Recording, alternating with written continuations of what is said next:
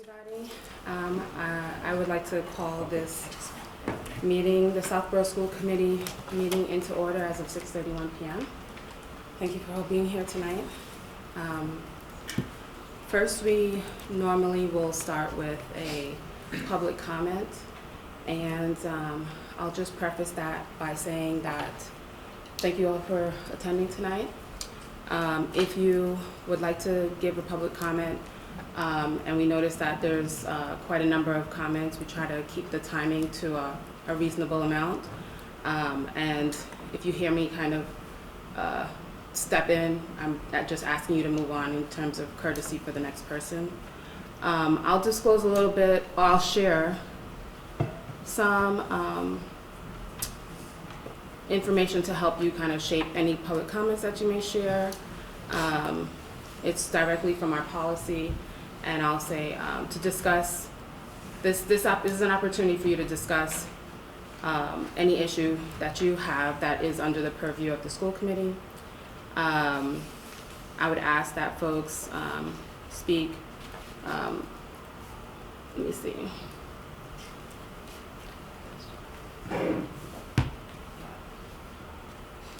I'm sorry, my computer is stalling. Yeah, that's what it's going. So I'd ask that we keep our topics around public comment targeted towards topics for discussion. For the school committee's scope of authority, our authority centers around review and approval of the district's budget, the performance of the superintendent, and the district's educational goals and policies. Comments and/or complaints regarding school personnel apart from the superintendent or the students are prohibited unless those comments and/or complaints concern matters within the committee's scope of authority. And I know that was a mouthful, so as I see anyone staring away from that, also I'll interject. So at this time, I'll open the floor for any public comments. You could either stand, raise your hand, or okay. There will be an opportunity for public comment at the end, seeing as there is none right now. We'll go to the next section, which is new business. Our principals will start by giving a report from the different schools. All right, I'll start. I'd like to start by thanking the Finn parent organization, SOS, for a truly wonderful staff appreciation week. Staff arrived Monday morning to find their doors in our school decorated with statements of gratitude. I'm sorry to interject. Sorry about that. I'm sorry. Yeah, it's a problem. I just want to make sure that I'm not moving too fast in the schedule, and so I'll open back the floor up for any public comments. If anyone has a public comment, we're at about 6:34, so that'll give folks I see one person that has a public comment. Sorry.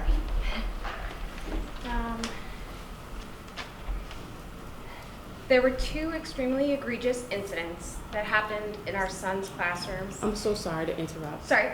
Can No you please, problem. Can you please share your name and address? Oh, sure. Mhm. My name is Megan Cifuentes. Our address is 36 Marlborough Road. Thank you. Sure. There were two extremely egregious incidents that happened in our son's classroom, and we know and appreciate that they are being appropriately addressed. However, these incidents have opened our eyes to some much needed improvements in our district, where we all need to be doing better. We believe that the school committee should develop or improve upon the policies around literature that is being used in the classrooms. Perhaps having a clearer picture and detailed information prior to teachers beginning certain modules, as well as setting guidelines for as to what is appropriate for classrooms and teachers. We urge the district to find or set aside money through the budget to hire someone to develop policies, programs, training, measurements, all of these things to help. In terms of district leadership, Greg, we feel that there needs to be a very clear understanding by the staff and principals of what things must be communicated to you.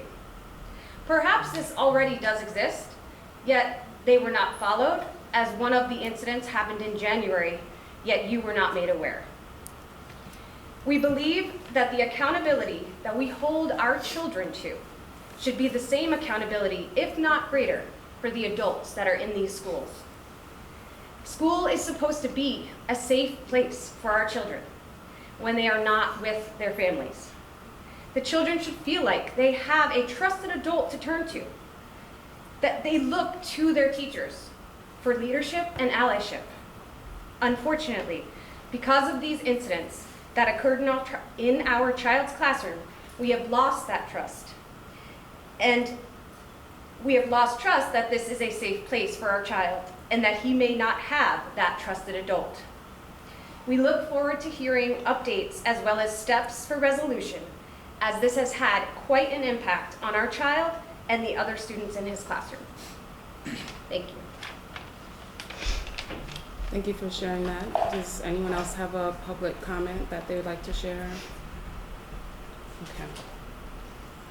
So thank you for that. At this point in our agenda, we typically will move forward to the next item. I'll just say that the open comment section is not meant for a Q&A or for us to provide an answer, but throughout listening to the agenda that we have today, we hope that maybe there's some information that will assist with that. So I'll turn it back over to Clayton. Thank you. I'd like to start by thanking our Finn SOS, our parent organization, for a truly wonderful Staff Appreciation Week. Staff arrived Monday morning to find every door in our school decorated with statements of gratitude and appreciation. The theme for this year's Appreciation Week is International Diversity. We were treated to a delicious Mexican buffet on Monday, spice sachets from India, and a recipe for butter chicken on Tuesday, a French bistro brunch this morning. Tomorrow we are being given Egyptian riddles in a coffee bar, Moroccan coffee bar, and prizes, and a catered lunch from Arturo's restaurant on Fridays. So thank you very much to all of our parents for their continued thoughtfulness and support for our staff. Also, I would like to recognize the Finn SOS again for its annual fundraiser during the month of April, where we not only met, we exceeded our goal and raised $25,000 for our school. And we did that through our annual dance party, which was on April 25th. The whole school reward was turning me into an ice cream sundae, which happened on this past Friday.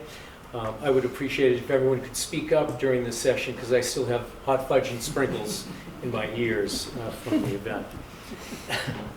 That was a joke. This past week, we also finished up our week-long incoming kindergarten screening process, and we screened 107 kindergartners and took 75 families on tours of the Finn School. And I'll pass it on to Principal Burch. Thank you.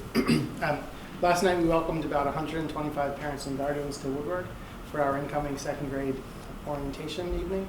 We presented to families information related to school-wide routines and procedures, field trips and creative arts opportunities, second grade curriculum updates, student support service and related services, how we nurture healthy and balanced learners, and what a day in second grade looks like. I'd like to thank our Woodward staff who were in attendance: Colleen Black, Jen Sarah, Kelly Kiley, Jenny Bogart, Donna Bradley, Lindsay Burgess, and Carrie Capel. We also had SOS on hand to share about the many ways families can get involved at Woodward. The night ended with a Q&A and a tour of our beautiful building. Our next planned transition activity will be Step Up Day, when we welcome students into the building, and we just can't wait for that next piece of transition. I'd also like to thank our amazing SOS for recognizing all educators during Teacher Appreciation Week. From a special breakfast to Woodward t-shirts, cards of appreciation, and a delicious lunch, we're incredibly grateful to the efforts of our SOS and the work they do to enhance Woodward School. Last month, SOS sponsored the high-touch, high-tech creative arts presentation for our third graders, as well as the Ecotarium field trip. Both activities were completely free for students, staff, and chaperones, thanks to the SOS. Yesterday, second grade students were visited by American writer Laura Ingalls Wilder, an impersonator, obviously, because she's no longer living. Ms. Wilder, who wrote Little House on the Prairie, the series was based off her writing, and her experience creates a strong connection to our ELA curriculum as we study pioneers and the pioneer experience and westward expansion. Later this month, second graders will be visiting the Southborough Zoo, and again, that's completely paid for by the SOS, so it's free of charge for all students, chaperones, and parents. And that's an update from Woodward. Kathleen is sorry, she cannot be present tonight. She's not feeling well, but I'd like to share some news on behalf of Kathleen and Neary. As part of an Eagle Scout project, former student Nate Mason, a great kid, has installed a beautiful little lending library on Neary's blacktop recess area. The project not only reflects Nate's dedication and hard work, but also embodies the spirit of community and love for reading that they value at Neary. For those who may not be familiar, a little lending library is a small outdoor structure filled with books that are free for anyone to borrow and enjoy. It's a fantastic way to promote literacy, encourage reading for pleasure, and foster a sense of sharing and camaraderie among neighbors. Neary would like to invite all their students, their families, and the Southborough community to participate in this exciting addition to the school. Feel free to stop by the Little Lending Library, browse the books available, take home anything that catches your interest. Likewise, if you have books at home that you'd like to share with others, you're welcome to contribute. Let's support Nate's fantastic initiative by spreading the joy of reading and strengthening our bonds as a school community. The Neary staff would like to thank Nate for his Eagle Scout leadership and for leaving such a positive impact on our school communities. They can't wait to see the library in action and witness the joy it brings to everyone. In addition, Neary's 4th grade classes are participating in this spring the Tomato Sphere project in connection to Plant Structure Science Unit. The project utilizes the excitement of space exploration to teach scientific experimentation and inquiry skills to their students. The Tomato Sphere project involves investigating the effects of space environment on the growth of food, which is crucial for supporting long-term human space travel. The seeds for this project were launched to the International Space Station on board SpaceX Dragon on July 18, 2016, and have since been returned to Earth for use in grade 4 classrooms. Neary received 2 packages of tomato seeds, one package containing the seeds that have been to space and another containing control seeds that have been kept on Earth. Each class planted their share of seeds to pea pots, and as they begin to grow, students will conduct a scientific experiment to compare the germination rates of the 2 groups of seeds. This blind test approach ensures unbiased results and encourages critical thinking and analysis. They will be recording the results on special data sheets to send to the Tomato Sphere, even if they don't germinate. Once the results are submitted, we'll be informed which packages were space seeds and which ones were control seeds. Through this project, students are engaging in discussions about the essential elements required for space emissions, such as food, water, oxygen, and the need to manage carbon dioxide levels. They also learn about how growing food in space is vital for future long-term space missions, including journeys to Mars and back to Earth. Kathleen will be sure to share the results at next month's school committee meeting. Thank you. And at Trotter, I also would like to thank SOS for their support with some fabulous breakfast and lunch this week. Their outpouring of support was greatly appreciated. I also want to highlight our transition work with Neary. Last week we were able to host Neary families for a Trotter Information Night. It was the longest night that we've ever had. 2 hours. Kamali was there at 2 hours. And I think I want to highlight the duration because in the audience, we just kind of did a straw poll, and what I realized is the vast majority of families are first-time middle school families. And I think that's important. That's important for me to ensure that our transitions for Neary families to the middle school are ongoing and continuous, because they have not experienced the middle school transition just yet. One of the highlights of the night is that we had about 20 enthusiastic and ambitious 6th grade tour guides who are able to highlight Trotter and their experience at the middle school for families. I also wanted to share that we had our 7th grades participate in a special assembly organized by social studies teacher Julie Jenks as part of our work around our genocide education. We were able to hear the compelling story of Karen Kirsten, who shared her family story during the Holocaust and the brave act of heroism by numerous upstanders. I was truly impressed with our 7th graders. They asked their genuine curiosity, interest, and passion and their thoughtfulness during this presentation was really powerful to watch. their questions that they authored and the dialogue that they had with Karen truly made me proud. I think it was an important experience for our students because not only did it highlight, kind of history coming to life and have those personal stories, but the most important story that Karen emphasized was being an upstander. And that's a message that we can convey to all our students. So I appreciate the work of our social studies department. I appreciate the work of Julie Jenks, and I cannot thank Karen Kirsten enough for that. So that was both the 4th and 5th grade as well as the middle school update. Is this, any comments on Yes. this? Mhm. Any questions or comments, Roger? So I'd like to comment on the NERI. I know Kathleen's not here, but the lending library, the Eagle Scout project. I think that's so important. If you pay attention to sort of the national statistics and you hear, unfortunately, about how reading, the percentage of kids that read and how much they read is going the wrong direction. To me, anything that enables more reading, no matter how big or small, really ought to be promoted. So I'd just like to publicly congratulate the young man for that project. That's great. Also, I'll turn it over to you. You have a question? Yeah, thanks. Yeah, just related to that, I heard that students can take books from the library and also can share books from their home. So is there a teacher who kind of oversees the activity to make sure all the books are appropriate? I mean, I've seen these in communities. I have not seen the NERI one, but it is, I don't know how it'll be, supervised. I would imagine that there'll be, people will be checking that, but I don't know how it's going to be overseen. So I can just add, because Nate did install one at the entrance to the Finn playground and down by Mooney Field as well. And when we talked to him about the installation, we talked about the developmentally appropriate need for the books being developmentally appropriate for our age group. And it is truly something that's community-based, where community members will be giving and taking and sharing books. Okay, thanks. Z, I want to make sure your comment is being felt. I think what I'm hearing is that you want to say, can someone just go through it every now and again to make sure that, someone... That's a great point. Mm-hmm.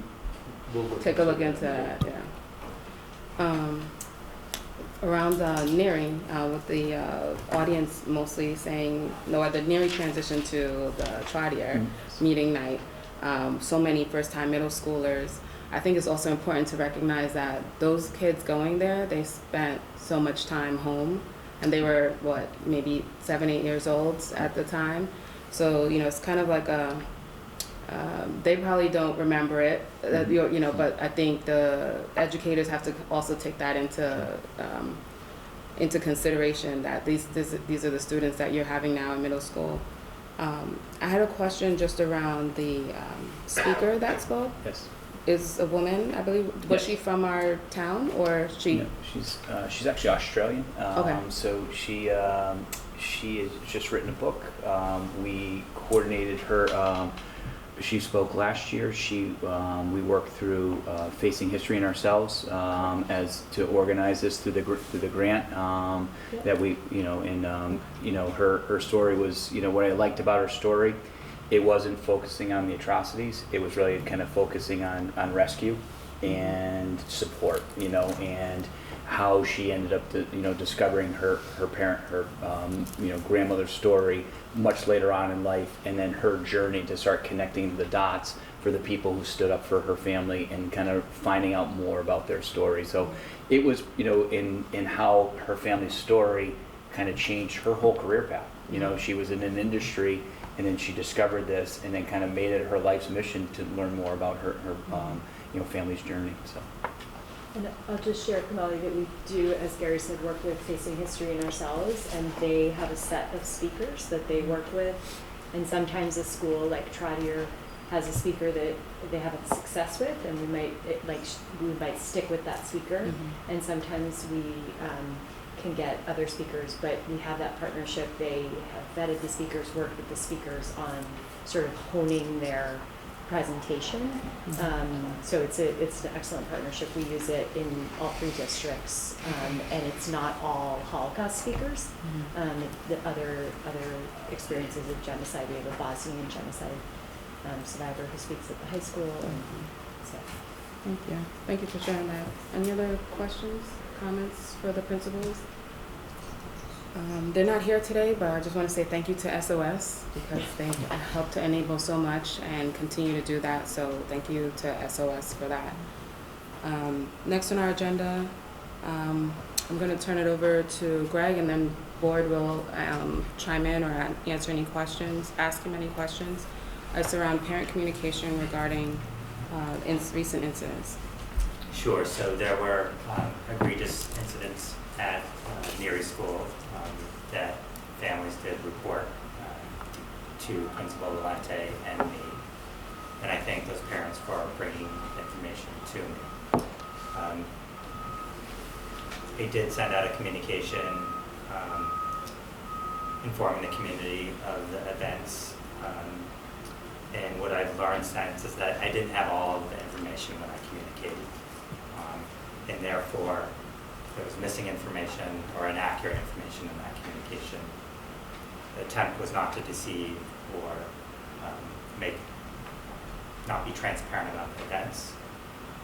But I do realize it was premature, as well as, we did work with families, and information families received of the students was also incomplete. As a result, I've initiated a formal investigation to gather all the facts, which will determine the district's next steps and also work that we know we need to do. The formal investigation will follow district protocols and processes, and we do what we need to do to protect the integrity of the investigation. And I am committed to communicating with the parents and the community upon the conclusion of the investigation when I have a complete and accurate picture of exactly what happened. And lastly, the most important part of our work is our work with students. The trust that parents give us when they send their children to us is sacred. And when we make mistakes or do harm, it's our job to repair and do better on behalf of students. So there is much work to be done. I have a question from Jen. Go ahead, or a comment. Yeah, so I'm just trying to think about how I want to frame this. I guess my question and comment too, right? These last this last few weeks have been very upsetting to hear. And I know I can't comment on the particular incidents, but what I would like to comment on is this is my last school committee meeting for K-8.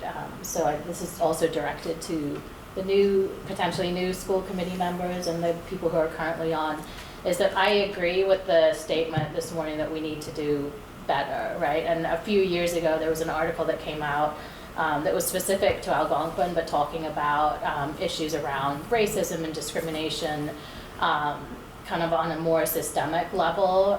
As a result of that, there have been some changes, and their experience, these sisters who wrote the article, was they graduated over 10 years ago, I think. However, they bring up issues around curriculum and how certain topics are addressed, particularly in social studies and English. And I think, as a school committee, we need to really be committed to following through on that. We've had this equity audit that happened a few years ago. We've all heard about repeated incidents that come up in the community and sometimes in school. My daughter, who's in middle school, has told me she's overheard racial slurs and these other things happen, and those have generally been pretty well addressed and pretty promptly addressed at the middle school level. But what can we do in terms of policy? We do have some policies in place, right? But do we need to do more? Can we bring this back? And I will hopefully be on the regional committee. It's uncontested, but unless there's write-ins, I should be on the regional committee. So bringing it to the policy subcommittee again so that we can review our policies. From a budget perspective, thinking about budget priorities, right? Adding this, because there have been multiple incidents, mostly like within the students and in the community, that how can we bring some of that into a budget? So my question to you is like, how can we move that forward? Again, a lot of this is not under the purview of school committee, but policy and budget are, and so we can have a role there. And I would like to thank the parents for their statement, but not just the parents, but your children, right? Because they were actually strong enough to come forward and to really push through. And so when we know that something's upsetting to the kids, it's important for us to hear about that. So thank you to the parents. So that's my comment and question to you. You know, I do think that as part of our work, we need to have a roadmap of where we're going and how we're going to get there, what types of resources that we don't have that are important to have to be able to accelerate the work and make sure that it is getting the attention it deserves. This is critical work. This is work that is central to what we do. And I do think that, again, I don't want to make excuses for anything that happened, but we do need to think about what resources do we need to put in place so that we can learn and grow, we can provide more professional development, we can provide more oversight with our materials that we're using, and kind of help us lead and grow in this area. So I fully support that. And I think it's also a commitment from each educator, from each school leader, each employee, to make a commitment to this, to grow and improve. So I think it's an important part of our thinking about what's the roadmap moving forward and being very clear about what we need. Any other comments or questions before I start? I just have a comment. Yeah, go ahead. I think anytime we're faced as an elected official in this capacity, it's extremely difficult for us sitting on this side of the table, everybody out in the audience and watching from home. And I truly believe we need to let the process follow through. And as Greg mentioned, we have protocols and processes when we do investigations. And it's extremely difficult to be sitting in this position and trying to gather all the information as well as Greg and his team. So I appreciate the family's comments this evening, and I think this school committee, current and future, are committed to rectifying the situation and working with administration on what the best path is for the students and for supporting the faculty and staff. And then I don't want to put words in your mouth, right, Chelsea? But when you say it's difficult for us on this end, I think embedded in that is like our heart bleeds, right? Yeah. We are parents or grandparents, and so any information that lets us think that one or many children feel unsafe or unsupported in the classroom makes us feel, we have a visceral reaction to that. From a leadership perspective, we've had an opportunity to kind of hear from a little bit more about these incidents, and I think it led us all to start researching some of the policies that we already have in place, what may be missing, what needs to be developed even further, and also kind of relook at what we say we are committed to. And so because I see we have our ELL director in the house, and also our new director, as well as we have our team from finance, we have our assistant superintendents, etc. Some of the ones that I want to call to light that are policies for any current or future board, I think we need to repair or build out. We have policy B270, policy on handling complaints. We have a policy called E-180, and that's around safety and security. There's an entire section around personnel. We have a section policy on called I-120, teaching of controversial issues. I-170, which is classroom activities. I-270, sections, selection of library books and materials. We have an entire section on communication and public relations. So I call those out so that, one, it's on record so you can refer to it in the future as areas that could possibly use some repair, revising, build out, extension, whatever you want to call it. And from I'm part of the team that reviews the finances and the budget on an annual basis for the time that I've been here, and I would say relook at last year's conversation where we talked about having adequate support across the 10 schools in our district. In Southborough, it's just the 3, but I think there is room for us to have a dedicated resource that can help us to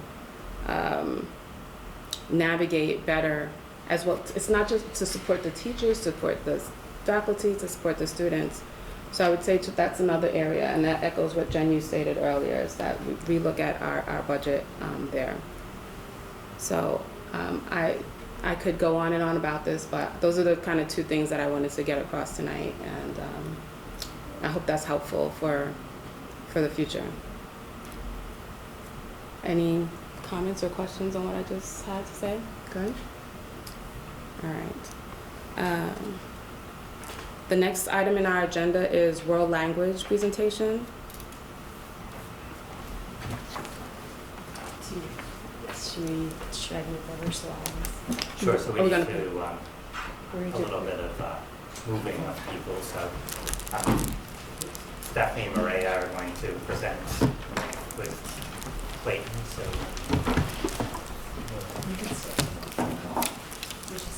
So as they're changing seats, I'll just say the world language has newly been expanded across our lower grades.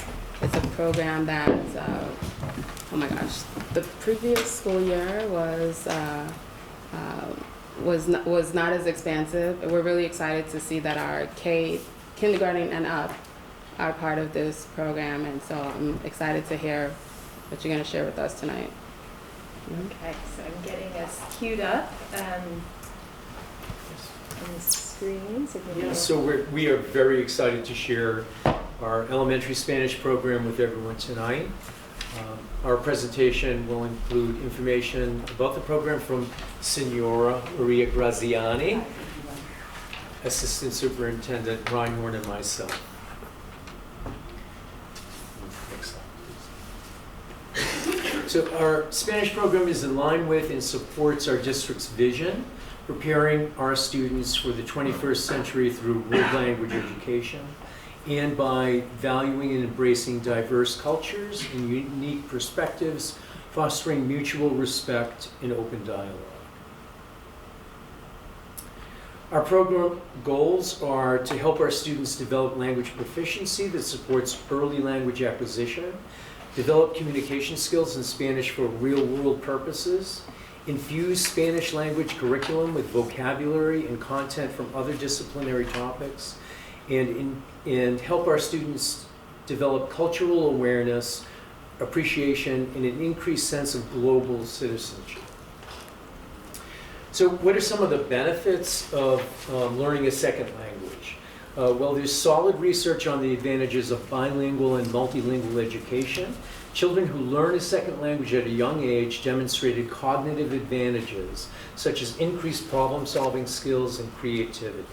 And some of the other benefits include greater skills in divergent thinking, greater achievement levels on basic skills in English language and mathematics, greater communication, listening, and memory skills, greater appreciation of learning in other content areas in school, development of native or near native pronunciation and intonation, higher levels of proficiency if the student continues in a well-articulated sequence of language learning, and of course, career benefits in a global economy by knowing a second language. And now Maria Graziani. So we can start with an example of exercise that we do in school every day. So levántate, por favor. So I should have given like a label warning I that should've said you're gonna get to participate in our Interactive presentation. participation. So this, levántate, you're por gonna favor. experience what the kids experience. And I should say that Signora Graziani does an outstanding job with not just speaking, but through gestures, her facial expressions, her supplemental instructional materials. She is an incredible educator, and she has everything. Oh, No, we won't get graded on this. okay. So mira, escucha y repite. Pato, pez, Pez, gato, gato, perro, perro, rana, rana, pájaro. pájaro. Siéntate, por favor. So this is an exercise, very simple exercise that we use, well, that I use in class every day. So the goal is never use the English language with the students. So everything that is used is visuals. I speak, I use gestures, and students follow me and understand by repetition. So that will be the explanation of the exercise. So the class structure follows the general studies class, the general day of the students in other classes with the general teachers. The idea is that throughout the day, they have the same routine in their classes, so reinforces routine, expectations, and they feel very comfortable because they know that we're gonna start with an opening, what the day is today, how are they feeling, what's the weather, which is also used in other classes. And then we go to the topic of the day, will be colors, numbers, animals, and then we'll have a closing. And these are examples of exercises that they do in class. So the first year curriculum is completely aligned with what kindergarten and first graders curriculum follow. And it's just in less intensity, but they learn in social studies, math, science, it's connected with music, with art, and with gym, also gym. So, for example, I'm gonna talk about example of activities throughout the general curriculum for kindergarten and first grade. So in social studies, for example, the students during the winter time, they learn about how not everybody celebrates the same, they don't have the same celebrations during the winter time. Therefore, we all learn different religions and different celebrations. And in class, because usually we always have one or two students, they participate, they even share with the class how they do it at home.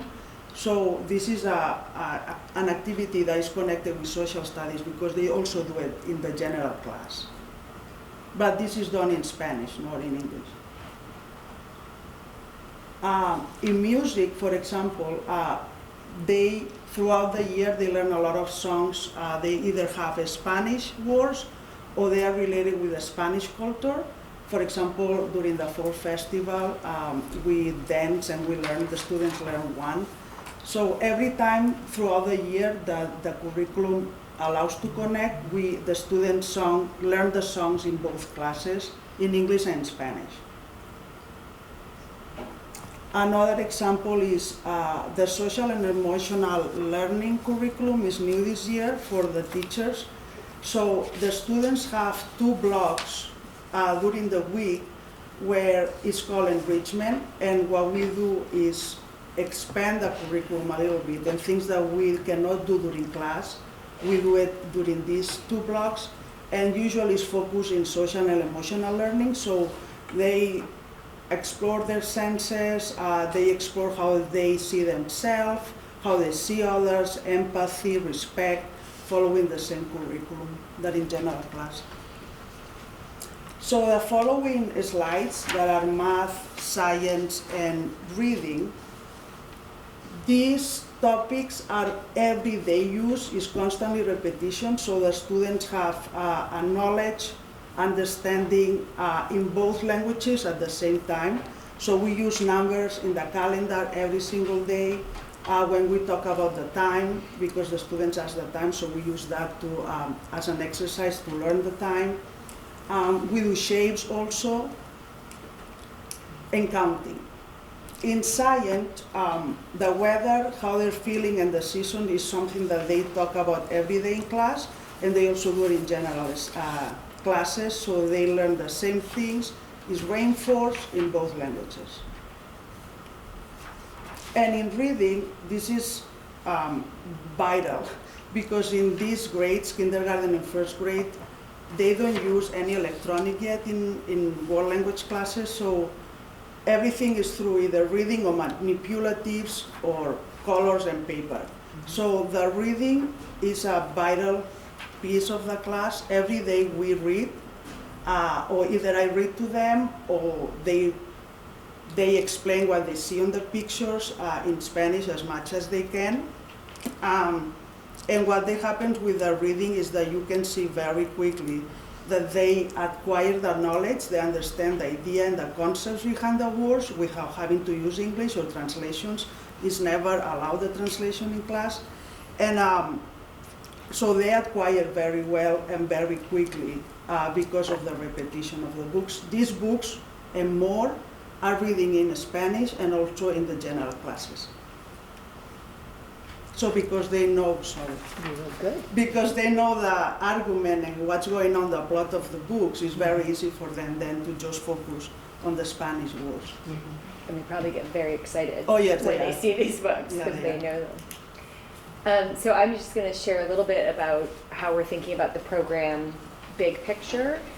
So as we were venturing into this work, Mr. Ryan was leading in many ways in reaching out to other communities and learning about programs in other communities. There are some surrounding communities that have had elementary world language programs for 10 years, 5 years, and so we wanted to learn from other towns, and many of them have been very generous and supportive, whether it was principal to principal conversations, whether it was Maria talking to some of their teachers in sharing structure, process, curriculum.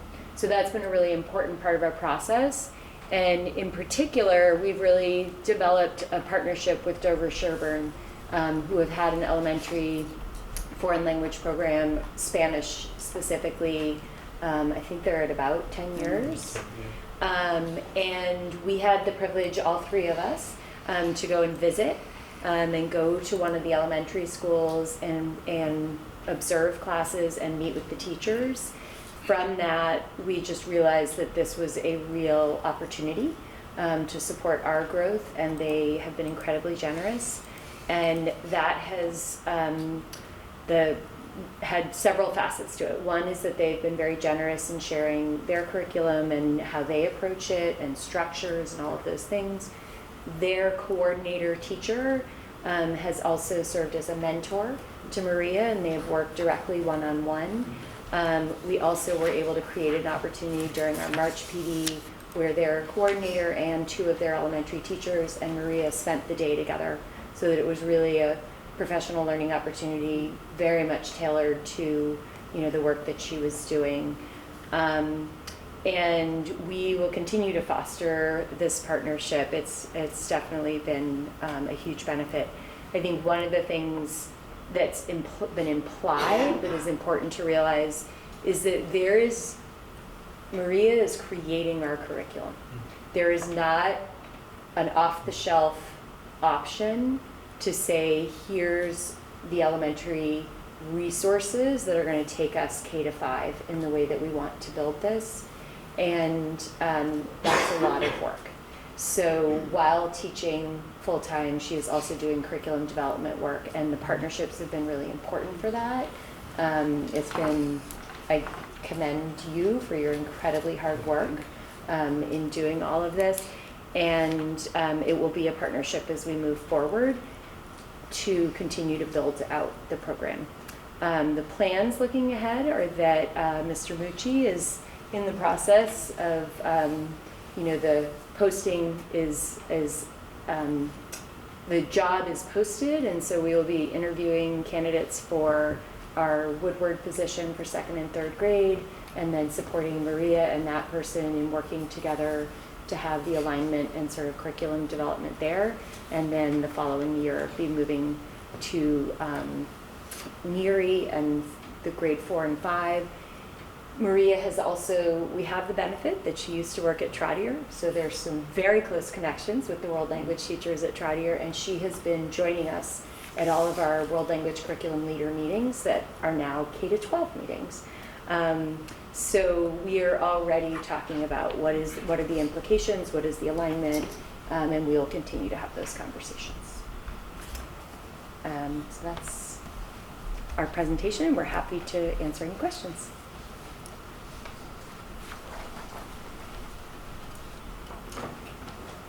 Okay.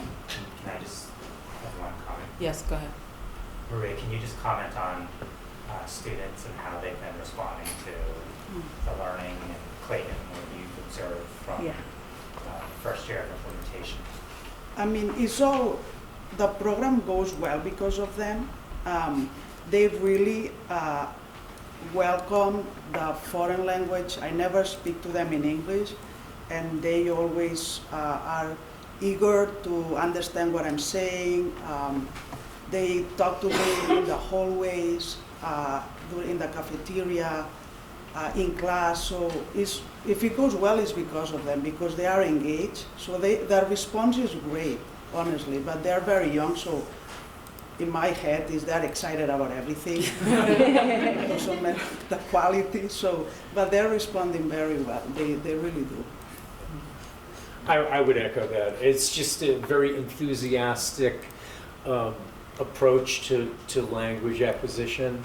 And you saw a very brief demonstration. That's what Signora Graziani does every single day for kindergarten and grade 1 students. That level of enthusiasm is what engages them, and that carryover, which we're seeing in the hallway. They always speak to her in Spanish. It's Signora Graziani. And now we're starting to see, we're starting to put we're generalizing some of the information. You've got things in the hallway and the bulletin board in Spanish, and that's really what we're trying to do is break it away from just being in the classroom to more part of the school culture.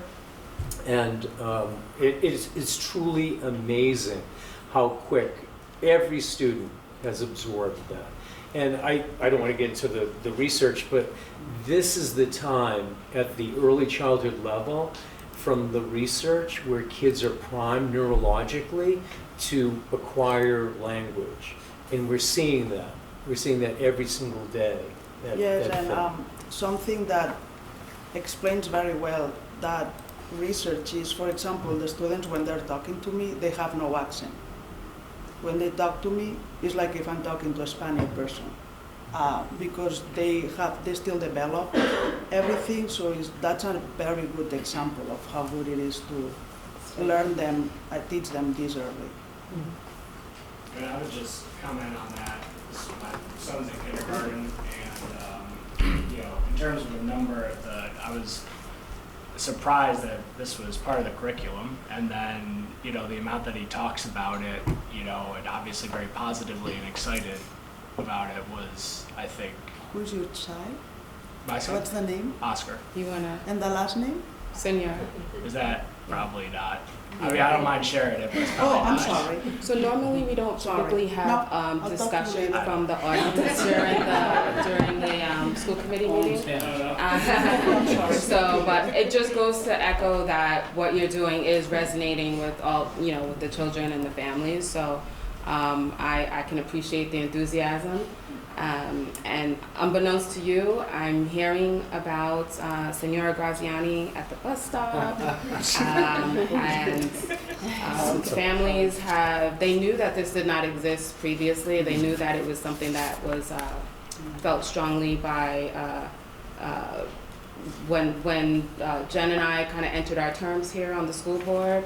And so the ones that saw this kind of transition happen, they've definitely come up to me on the side and said, wow, I really love to see, that their kid is coming home and just enthused speaking, telling them what they learned today. So thank you for that. And I'm glad that we are also enhancing that so that there's additional support so that it continues throughout the upcoming years with a requisition open so that I appreciate that. Jen, you had something, and then Chelsea, and then Roger. Primero, muchas gracias por todo, porque de nada. su trabajo es muy bueno. Y mi hija habla un poco, pero no mucho. I wanted to say my question is, when my daughter speaks now, she's just learning, so she missed the beginning of that. And my question is, you touched upon this a little bit, but we're going to be adjusting. So again, what they start with is sixth grade, I think they're starting, which would be similar to some of the things that you're already doing with them now. So I assume that that's all going to move. It's going to shift as these kids progress through the schools, right? So we might see a very different sixth grade Spanish than what kids who are currently in there. Correct, and that's the ongoing conversation, and one of the reasons that we're having these K through 12 conversations so that it won't happen right away, but it's something that we'll be planning for. And then the second piece, you also have Spanish-speaking children that follow the exact same curriculum, or do they get there's no other language, right? Yeah, no. Not yet. So what happened with the speaking Spanish kids that we have, which I can count them with one hand as of now, some of them understand me because they're very fluent, but they don't know how to write or read very well, so that part they get it out of the class. And some other kids that I have, students that I have, the families are originally from Spanish-speaking country, but they don't necessarily are fluent, so then they benefit in class because they try to practice the Spanish, and they get one word right, two in English, one in Spanish and two in English, and so that helps them too, to improve. Chelsea? So the only thing I was told coming into this meeting by my kindergartner when she found out you were going to be here was make sure you say hola senora. So that's about all I know in Spanish. I'm with Jen. Yeah, because they think that my name is Senora. Yeah, they do. They ask me. Oh, they totally do. Yeah, Yes. And I could also speak to Greg's comment about how the children are embracing you. I was driving a carpool a couple weeks ago with some kindergarten girls, and they all started singing in Spanish. And I'm like, what are you guys singing? And the Senora songs. Yeah, the songs are a great tool. Yeah, so to they embed the vocabulary. I mean, so they're doing it outside of school, which is wonderful. And I think you've really embraced the kindergarten and first grade teacher curriculum, and you've been able to incorporate that. And I think that's so important that they get that repetition. So I know that's been a lot of observations that you've done with all of the teachers, and I think that isn't going unnoticed. I hear a lot about how hard you're working at kind of integrating yourself into the curriculum. So I think that's a testament to you.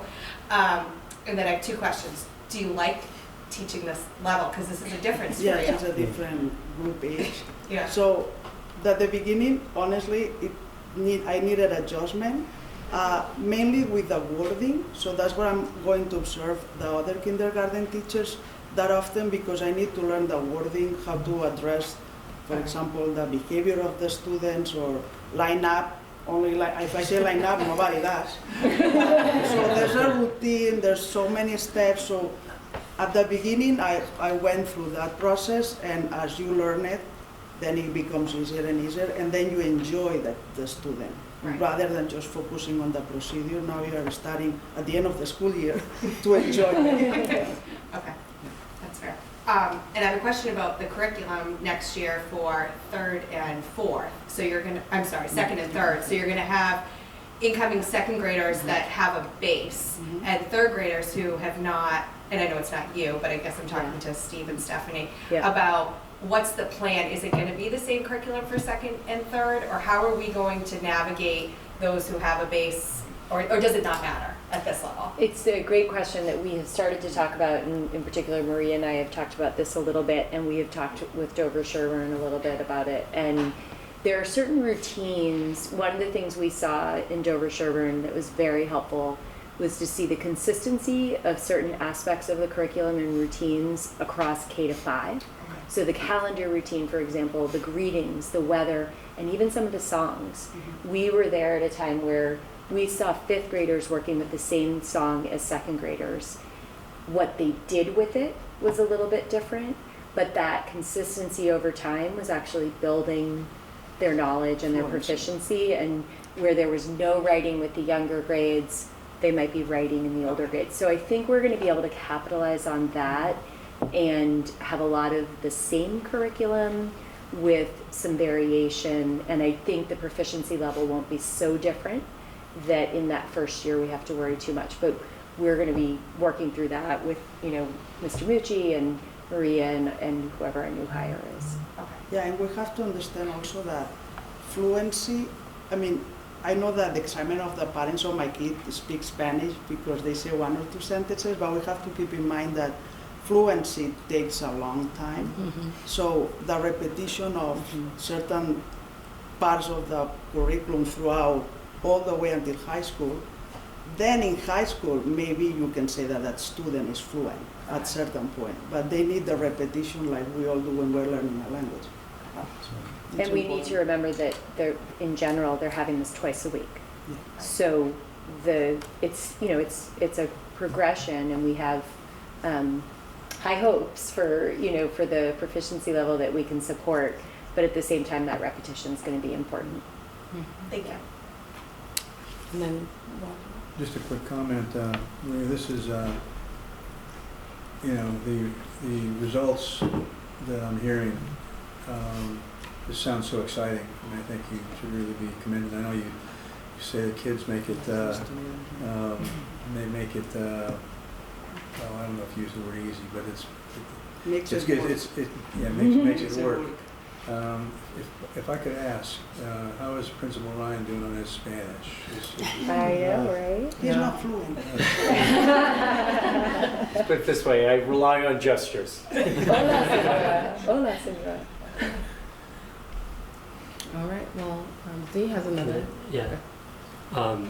I really love this program, but I feel if I'm asking a question, I have to start with some Spanish, so I'm gonna try. All right, go ahead. Una cerveza, por favor. Did I make sense?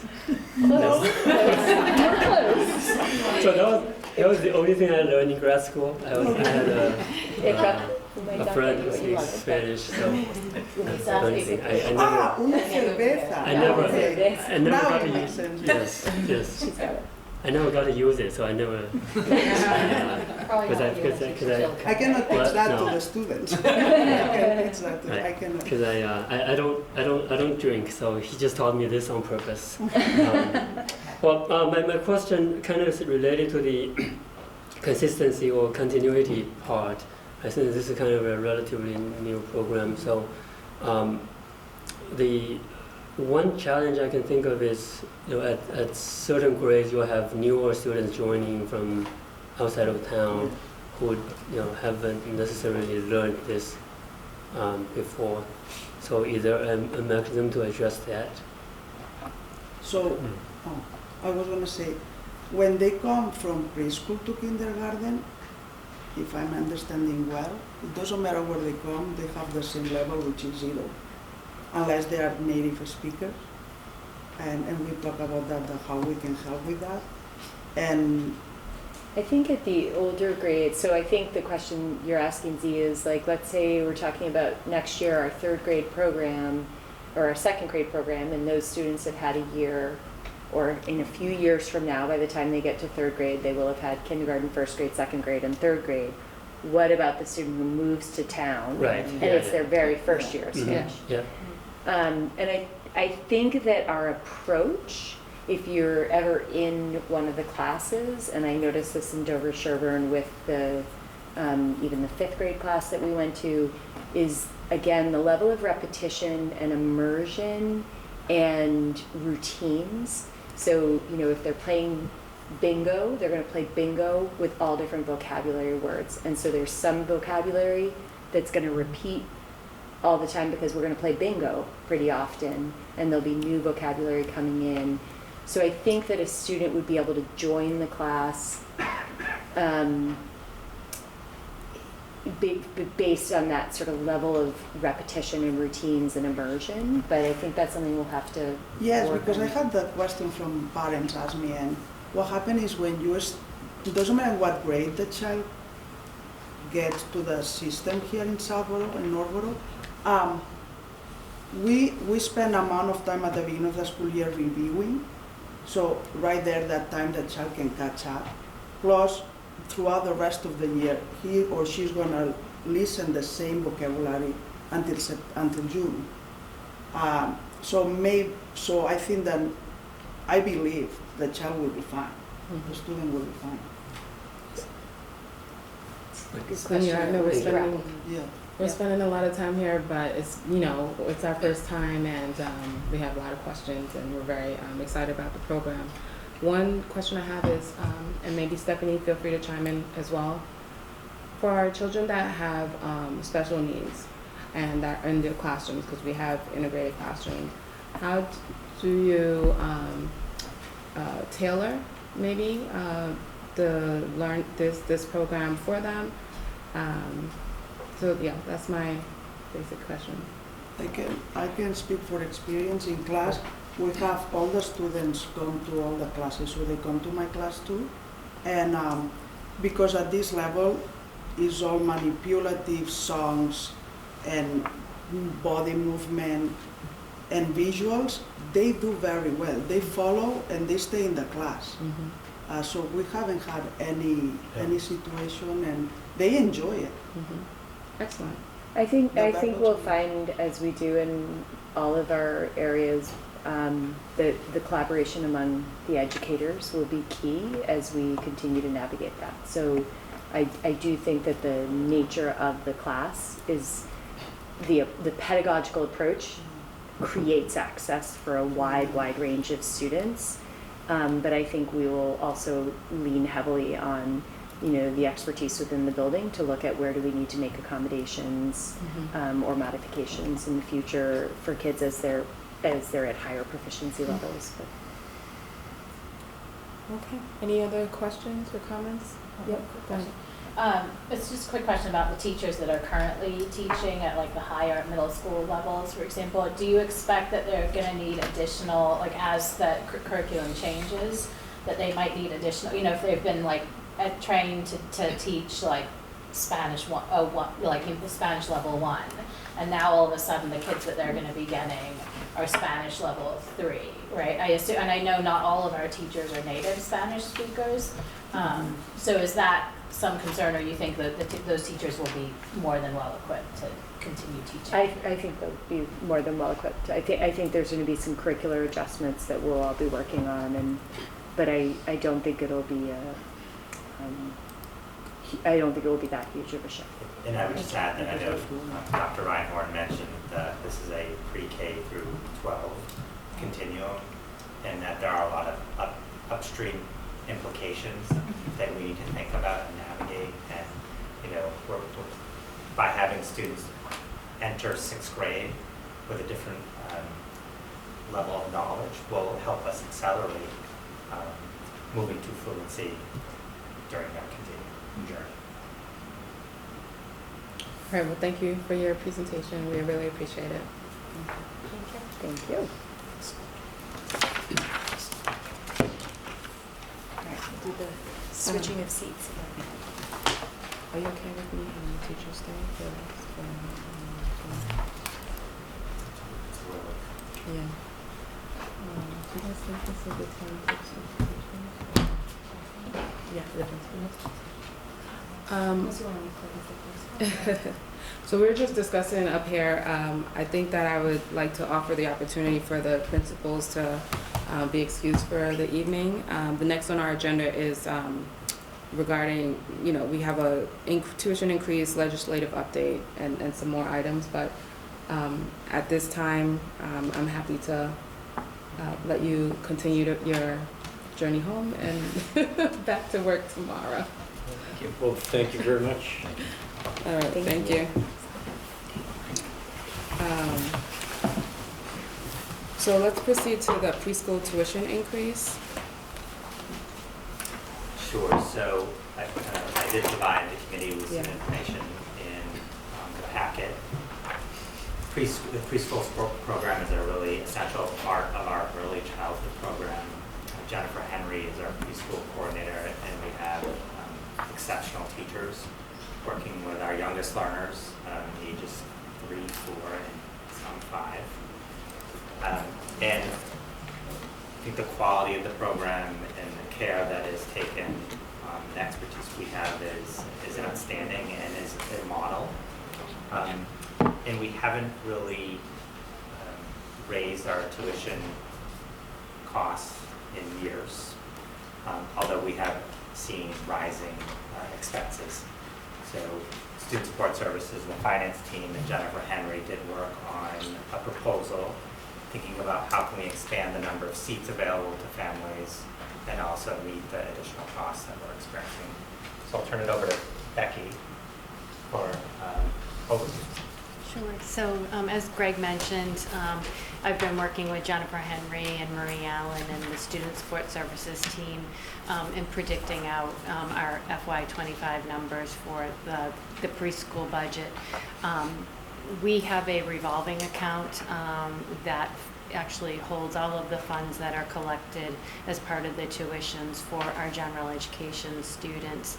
And that revolving account does help to support the preschool program, but I will add that it really covers about 1/3 of the cost of the preschool program, with the remaining funds coming from the 2 operational budgets in Northborough and Southborough. In looking at the preschool program for next year, it was recommended that we add an additional teacher and have some reconfiguration of the classes there with some different ratios. And by adding that teacher, since we were beyond the budget process, the one area that we could look at was our revolving account. And we had predicted out the number of students, and we did feel as though we were going to be short based on that prediction in the revolving account with our ability to cover those expenses. We've also seen a 7.9% health insurance increase, and that preschool revolving account does fund the health insurance for the educators that are paid through the revolving account. As well as cost of living increases. I will tell you that we did start this fiscal year with about $148,000 in our revolving account. However, in our projected revenue for this year is $460,000, but our expenses are just over $500,000, so we're already drawing down off of that. And so to add an additional teacher, we did feel as though an increase was warranted. We have taken into consideration in building our projections the fact that there are some families who may require additional assistance, either in the form of reduced or free preschool tuition. We do currently offer that, and so our projections have taken into consideration that we will continue to offer those options to families who need that.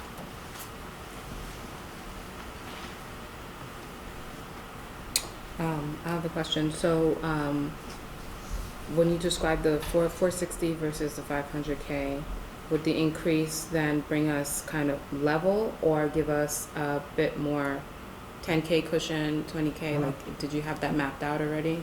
It would give us a cushion. We're thinking about, it would give us a cushion of about $100,000. Okay. After COVID, we've tried to maintain about 3 months worth of expenses in this account, just so that there is a buffer in case of any sort of closure that may happen again. Sorry, Yeah. Keith. Making 2 flashbacks. Okay. And then I have a question just around the, so in some of the material that we received ahead of time, you know, it shares like just the volume of students that are in the classroom today and projected for the future. We usually wait, like we continue throughout September and even October to sometimes shift the mix for the classroom, like how many are in each one, etc. By adding this additional teacher, And with the numbers that we have, we believe we will have going forward of total enrollment, will that continue to keep, what ratio, student-teacher ratio will that keep us at or near to? Think Greg would know. So there are ratios with students who receive special education services versus students who do not. I think that, I don't have the exact number, but I think we were out of compliance in terms of the ratio, even though our ratios were better. The ratio between students who receive special education services and general ed were off compared to what DESE requires. We had a lot of conversation around that. This corrects that, and what it does is it provides a ratio of fewer gen ed students and to students who receive special education services. It puts us in alignment with DESE requirements, and it also opens up more seats for students tuition and for without special education services. Who had their hands up next? Chelsea. So I just want to make sure I understood Yeah. a few things that you just said. Yes. Then I had more questions. So you said that the revolving account actually accounts for a third of the expenses that we pay out. So we don't actually approve the revolving account though in our monthly reports, do we? No. So why isn't that included in our revolving account? So the Summary. revolving account is actually maintained at the regional level, since it is a combination of the two districts. So regional school committee approves this on a monthly Yes, basis? yes. Okay. But we could ask for just like Yeah. an update or summary Yeah. of what was approved right by the. I mean, it's interesting okay. that this is in front of us and we don't have control over the revolving account. I think that's bizarre, but, okay. It's So this current year, we have 119 students currently enrolled, but we started at 90-something at the beginning of the year, is that, or 105 at the beginning of the year? It was close to that. Yeah. Correct. So we leave 14 seats, we leave room to take on new students as they turn 3 and qualify for services or whatever the case may be. So you currently have 129 enrolled for next year, and so you have a 14-person student buffer still? Is that how I'm reading this? So, Becky. So that is her projection, is the 129. We don't have an actual 129. Okay. So that is the maximum that we could have enrolled in the preschool program. For the I whole know year or for September? For the whole year. So we're only increasing by 10 students by adding a new teacher?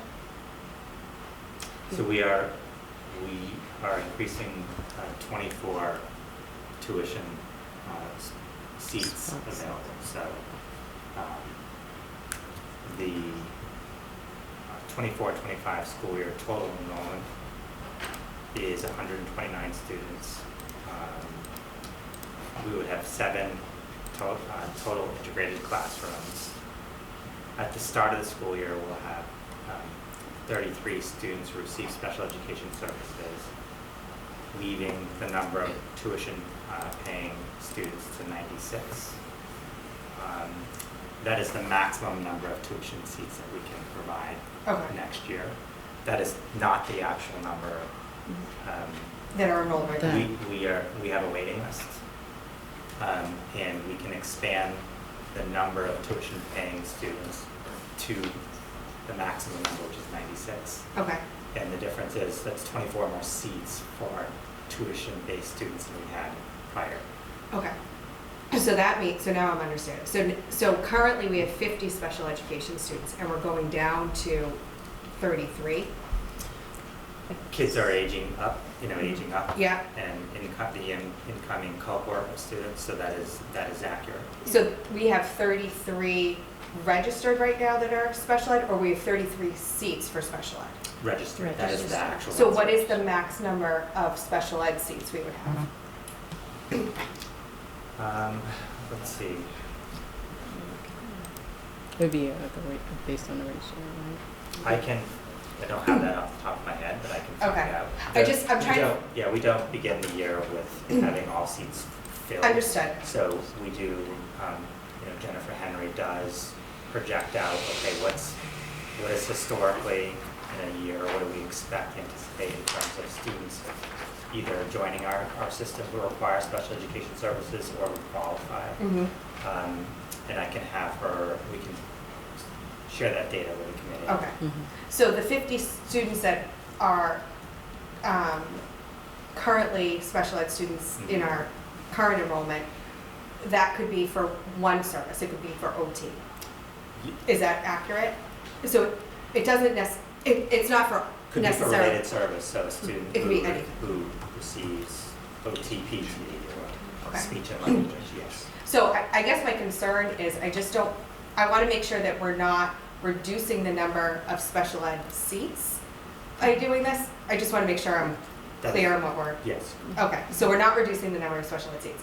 Okay, so my other question related to enrollment is how do we, I see in your projected enrollment, we have Northborough 64, Southborough 65. We have a waiting list right now. How do we decide who gets off the waiting list, and does town drive that at all?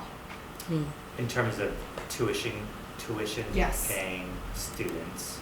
So we do, in terms of Southborough, the number of Southborough seats and the number of Northborough seats, there is an equitable distribution of that. So it's not, there are 25 Southborough preschoolers on the waiting list, and all the students in the Southborough waiting list get seats. Yeah. It's distributed by the two towns. So if there are 24 seats, it's a 50-50 It's cost even. share, 12 Okay. and 12. Okay, okay. But that would benefit Southborough, correct? If it's 50, because Northborough is what? Only at the region level is it, because this is a true 50-50. I mean, there's also a facility component Yeah. that is not factored into this. Yeah, too. so just to be clear, the region is the clearinghouse for the receipts of the preschool tuition, and then bills back Northborough and Southborough. So Okay. I think it should come before the Southborough School Committee, the preschool revolving account funds. Okay, It can be on our so you agree financial- with my statement? financial reports. Okay, It just hasn't been, okay, but it absolutely can be. okay. I think we should add, I mean, I think there's no Yes. reason to not Yes. add it. Okay, so then I have a logistical question. Where is this classroom going, and where is any reconfiguration going? Because for those who are familiar with Yeah. Finn, they're in that hallway. Is there an extra classroom in that hallway? Because I think there's a lot of value to them being together and separate from the other areas of the school. So in terms of actual logistics, Yes. too bad we let Mr. Well- Ryan Go. exit into the sunset. But, I think that he's working closely with Jennifer Henry and identifying possible spaces for an additional classroom. And we do think about logistics and adjacencies and the best location for preschool rooms, so that we are taking that into account. And I can get back to you with some thinking that we're doing. Okay, I just want to make sure that we're not creating another problem, or not a problem, but a logistical problem for the other My grades. other recommendation is Jennifer Henry is our preschool expert. Okay. She is the best person to present the detailed data, and Got it. I'd be happy to have her join an upcoming meeting, whether Okay. that's June or in the fall, and talk about details of the program, far beyond just numbers, but Mhm. the program. Okay, okay. I don't have an issue with the proposal of the increases, though. Those were more just, because we haven't really talked about this in the meeting. Yeah, no, it was good, and I do think that you should invite her for June and September. Agreed. Yeah, so. Mhm. Can I Yeah, ask a see, question? go ahead. So Greg, you mentioned the maximum number we can have of tuition paying students is 96. Right, so I'm just curious, how is that number determined? How is that distributed among the 7 classes? And also, do we, on the current wait list, do we have any, are those all like general education students or also special ed students? Yes, so students who require special education services is the district's responsibility to provide those services, so that those services and those costs are on the operational budget. The 96 tuition seats are students who do not require special education services, which means that the district is not fiscally responsible for providing that service. I think we will see that change in the future, but those are students who parents would like their children to attend a preschool and are choosing the Finn preschool to attend and are paying tuition. So how's that number 96 determined? So the 96 is, so Jennifer Henry again works on the ratios and determines what the ratios are. And she has her spreadsheets and her formulas that determine that number. And again, I think Jennifer would be the best person to speak to that. Thanks. Is there is there an overall input in terms of the increase in theory, or you need more information before we would say? So I'm good with the increase regardless of if we add the 7th classroom. Yeah. I think my concern about the 7th is making sure that it makes sense for the space that we have. Okay. I don't know if we can break it up into voting on the increase, so at least you can let families know who have already. Is this a vote? So Is I this a just vote? want to, it is a vote to, it is the authority of the school committee to For the vote to 5%. increase the tuition. Sorry.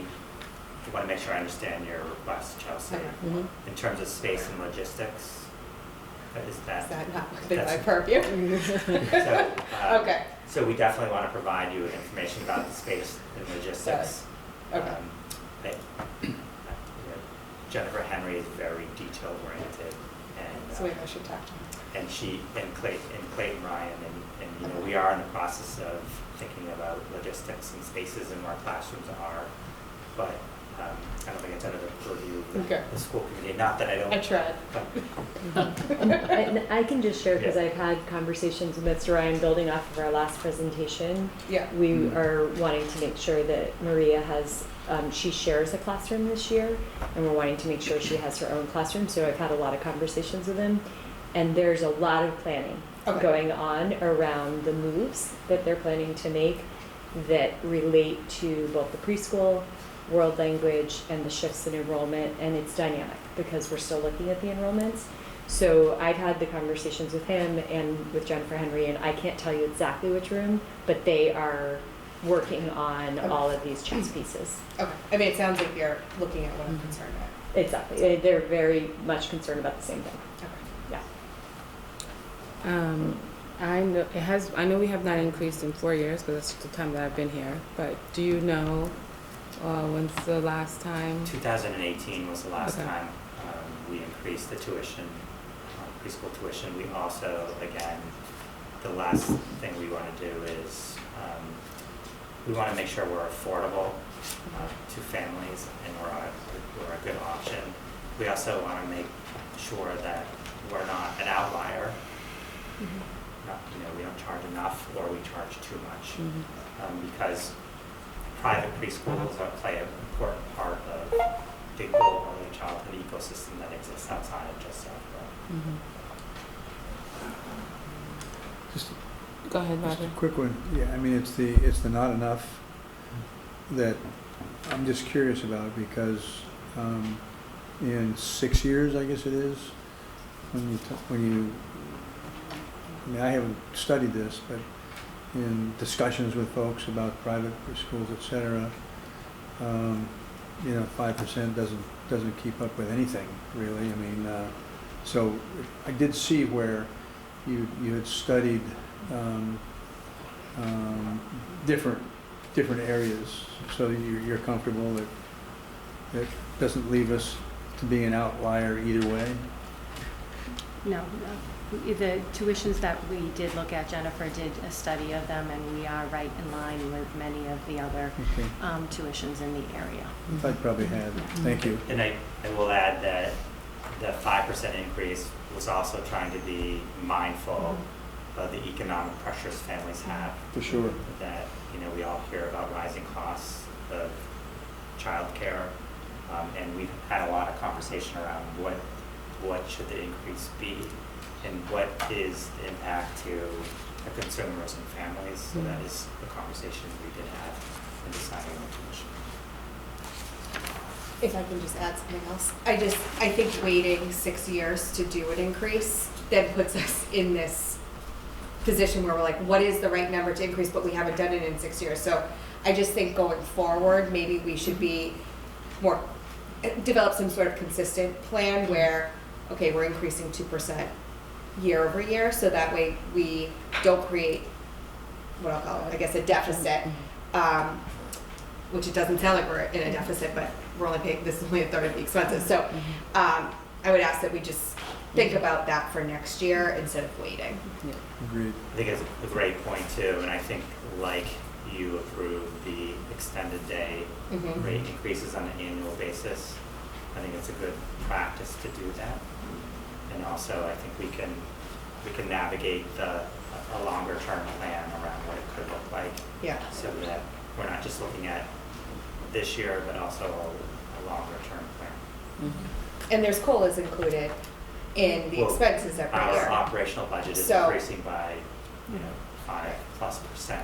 Our tuition rates are reflecting are not. So, but the expenses are increasing. So there comes a point where the tuition we're collecting is having less of an impact on offsetting the operational budget.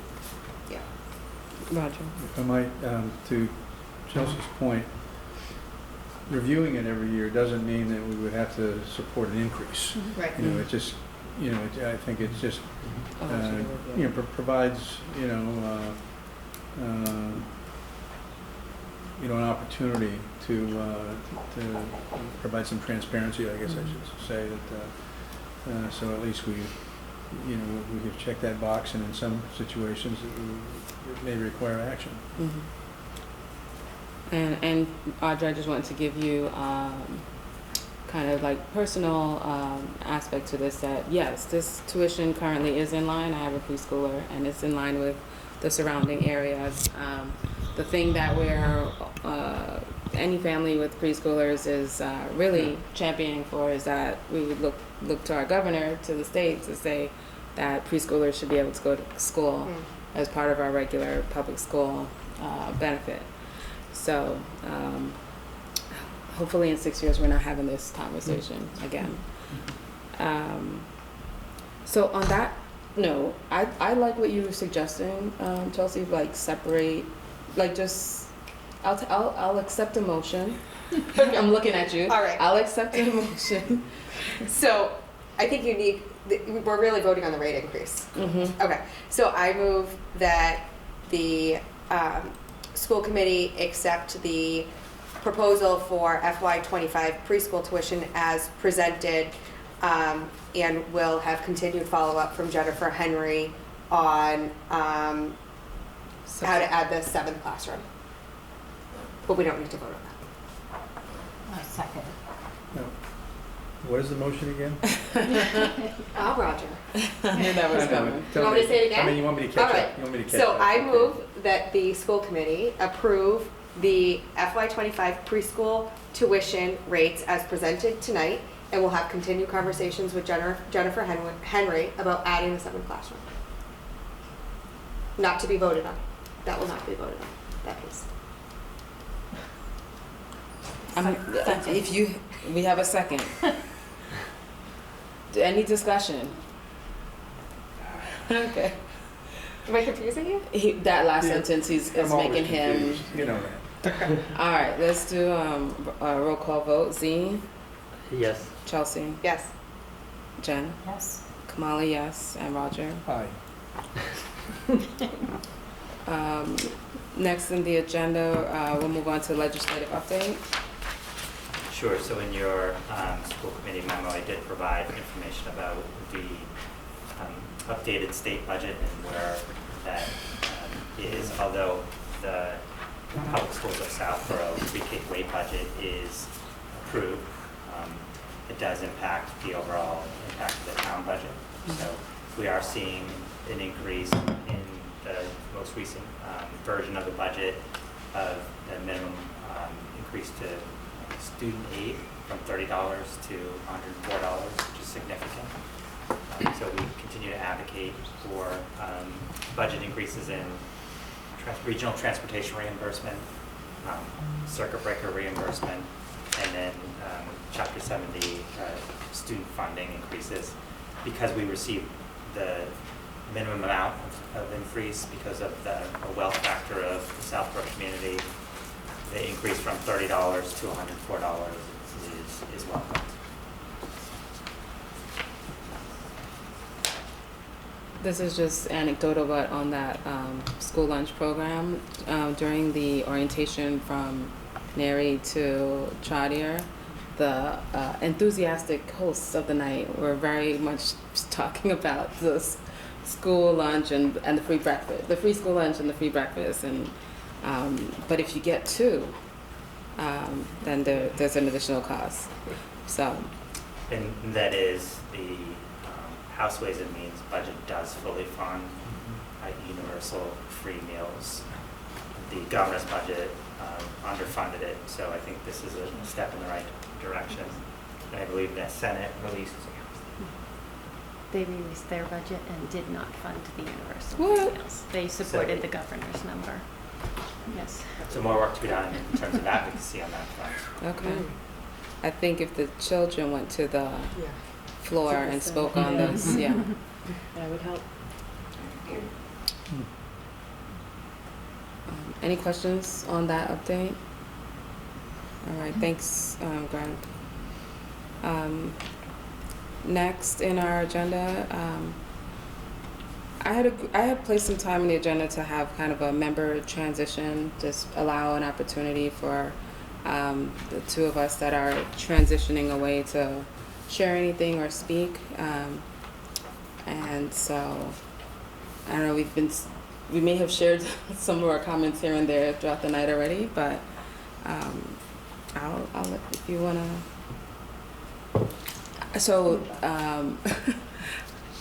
I have not resubmitted to run for school board for the upcoming year, so this would be my last year of the 4 that I've served. And I thought I was gonna have a whole written speech and everything, but I've been busy working on things, and so I'll just share that it's really been a great educational experience to me. And I've said this before, but I feel like it was this opportunity for me to serve was, using the skills and talents and the lens that I have. I thought that it was something I wanted to do in 2019, and then I ran and was started in 2020, and I've been very fulfilled. I hope that I've added some value. I've created some relationships that have been long lasting, and I really hope that the programs that have been put in place or supported either by my vote or by my pushing for it, tenacity, that's my way, my advocating for them, continue to serve the community long after I am not a part of the official board. We'll find another way to continue to be involved, that's for sure. So I just want to say thank you to all of you. Thank you to all of you. And Z and Chelsea, you are newer, but thank you as well. Roger, he actually taught me the ropes, if you would believe it, right? And I really think that this district and the school system that we have is I couldn't be happier with the way that we're going. So I'm happy to have my children in the school district here. For wherever there is room to improve, I see that that's happening, and that there's voices that are going to continue to advocate for that to happen. So that's all I want to share tonight. So just thank you all, and you'll find me somewhere in another capacity. Jen, if there's anything you want to share? I have please nothing so eloquent or, so I would like to just echo my thanks. This is my 6th year, so this is the end of my 2nd term. I'm not running for K-8, but I am running for the regional committee, which is uncontested, so I will hopefully continue to have relationships with everyone here too on combined meetings. It's been a great experience. It's been sometimes wonderful, sometimes terrible. I went through COVID and masking and extended day and a lot of like big issues that were extremely stressful. But I think that we have a lot of really great people, especially in our K-8, and hopefully we'll see in regional too. And I've really enjoyed working with everyone. I think even when we have different opinions, it's always been respectful. We've worked really well together and advancing what I think hopefully the needs of the students. So I'm going ahead of my daughter. I want to try and stay in the same school system as my daughter, just because it makes me more aware of what's going on in the schools. And so she's going to be a year behind, and then I'll be moving on to regional. So, but again, thank you. It's been a pleasure. I will miss our K-8 meetings, but I will see many of you in the next stage. Thank you. I have something I'd like to add. Since I'm the only member who's served through Jen's entire membership and also Kamali's, I just want to say a couple of things. Your contributions have been immense, and certainly I've appreciated the conversations that we've had and the information that you've provided and approach to things that certainly I think served this committee and the school system and I think the district well. So I'm going to miss both of you. I guess our loss, Jen, this committee's loss, because I fear my campaign for the write-in for your regional position is going to fail. So it's going to be the region's game. So they'll be lucky to have you, and will benefit greatly. Kamali, this committee's loss from you moving on, unfortunately. Hopefully it'll be a gain somewhere else. Okay, it's been an enjoyable and I think rewarding and beneficial relationship to have both of you on this committee. And as I say, I'll miss both of you. Thank you. May I say a few words? So I just want to thank both of you. I think that you have been outstanding school committee members. You have pushed us to think and do better and strive for more. And we are here in service of our students. You've always kept students at the center of the work. And I think you are both extremely thoughtful, caring, and when I think about leadership, being a school committee member is a position of leadership and great responsibility. And I define leadership as, making a positive impact in the lives of others. And I would say that you have done that for our students, you have done that for our teachers, you have done that for our leadership team and for me. And I'm very grateful. And I wish Jen you very well and best of luck in your election to the regional school committee.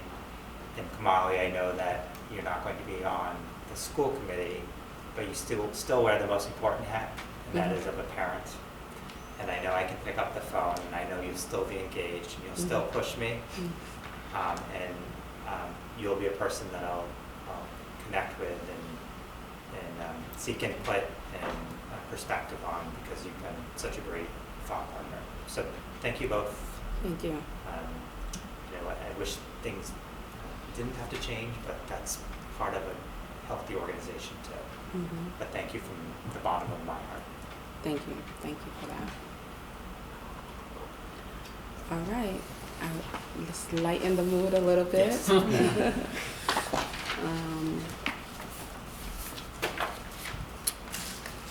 So we're going to move into professional development update. If we're going to use the screen again or just talk to it. Do you screen? There's like 3 slides. Okay. So if you want to stay where you are, the slides are not that helpful, I don't think. So thank you for the opportunity to share an update on professional development from this year and our approach to professional development in general. I think it's important to start with just thinking about the committed professionals that we have in terms of our teachers, our administrators, our educational support professionals, and they're not only committed to their students, but they're committed to their own continued learning and growth, and we see that in many ways. And it's really the strength of everything we do relies on that.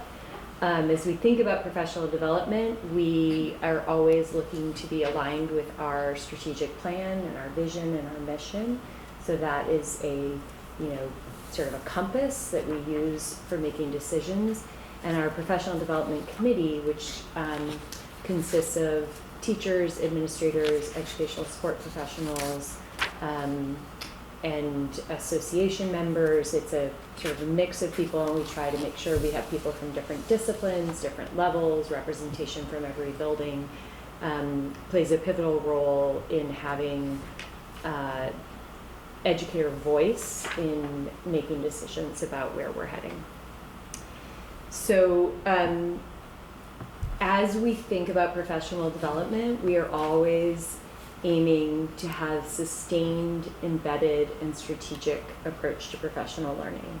Sustained meaning that we don't want sort of the one-shot workshop that's disconnected from our learning over time. We want it to be embedded so that it's relevant and connected to the daily work that teachers are doing, and strategic, which I talked about in terms of the alignment to our district, school, team, and individual goals. So there are a lot of different mechanisms and pathways and things, so I'll just share a little bit about some of them.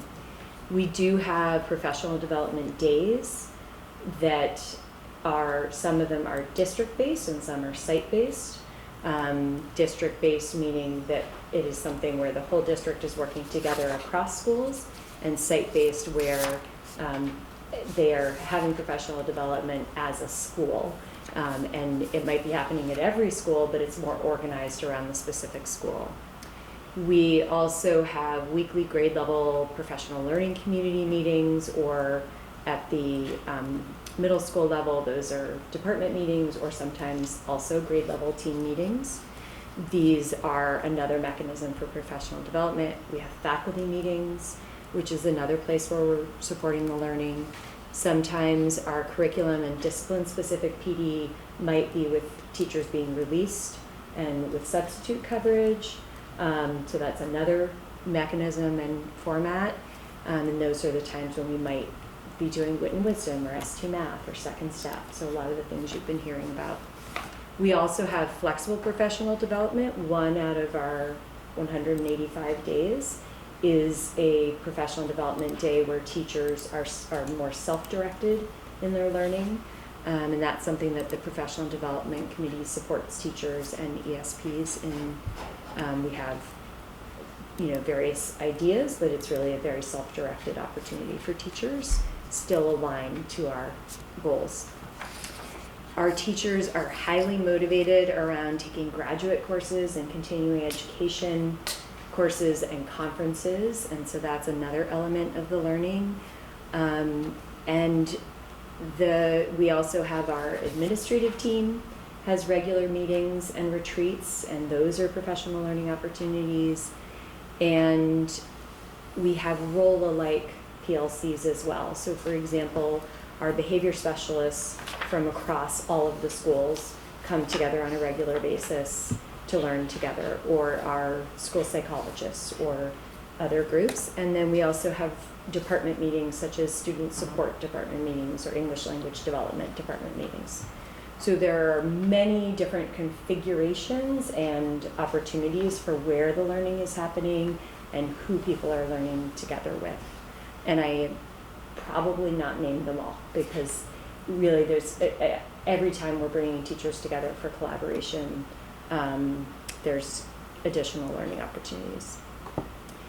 The district PD days, what I put on the final 2 slides is just the workshops that were offered at our most recent district PD day this year on March 5th. And so there were morning workshops, afternoon workshops, and then there were some full day workshops.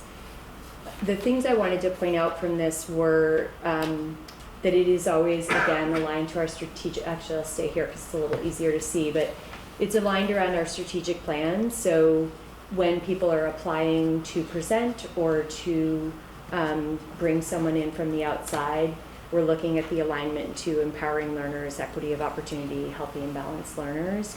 And then we're looking for how is this supporting our sustained learning over time. And the Professional Development Committee helps to recruit presenters, to vet the different offerings, and to ensure that we are having opportunities for the wide range of learners, right? So that and I'll give a few examples, we have a Shakespeare offering, culturally responsive approach to teaching Shakespeare. That's a pretty target small audience, but at the same time working toward proficiency is for our world language department. That's another small audience.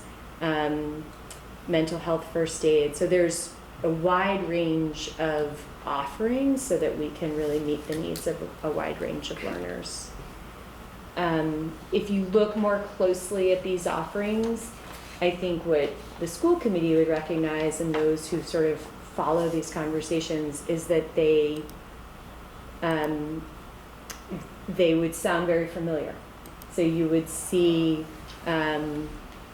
you've been hearing about Wit and Wisdom and how we're using that resource to support our core ELA curriculum, and you would see offerings on here where teachers are able to work on Wit and Wisdom, or you would see that we have technology offerings that are helping teachers to look at ways to make their curriculum more accessible through using technology tools, or supporting more inclusive learning environments through our new IEP, or transformative approaches to advancing social and racial justice in our schools.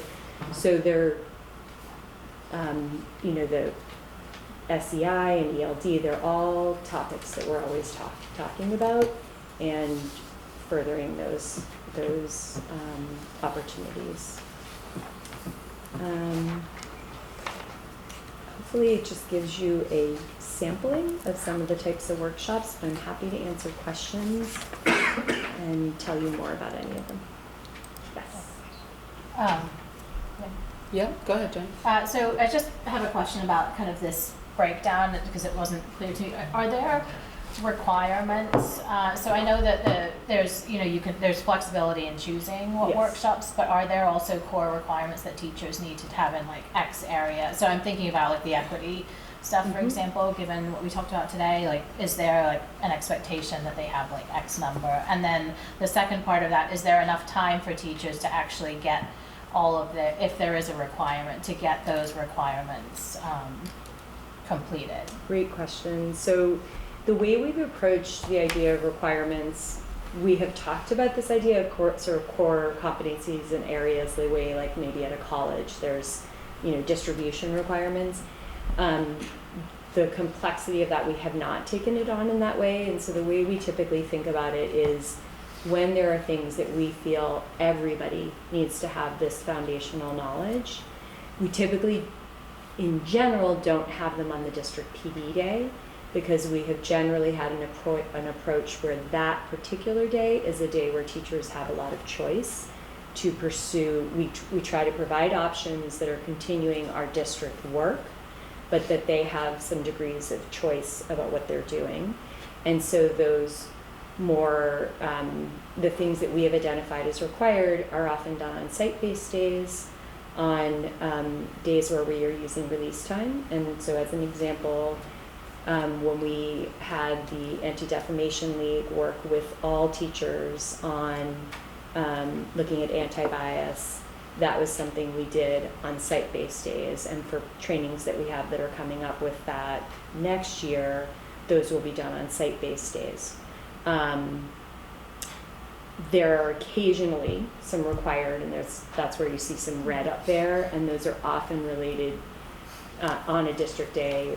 For example, we have new curriculum frameworks related to comprehensive health and physical education, and we have the new IEP, and those were two of the offerings this year that we needed those educators to have that time together.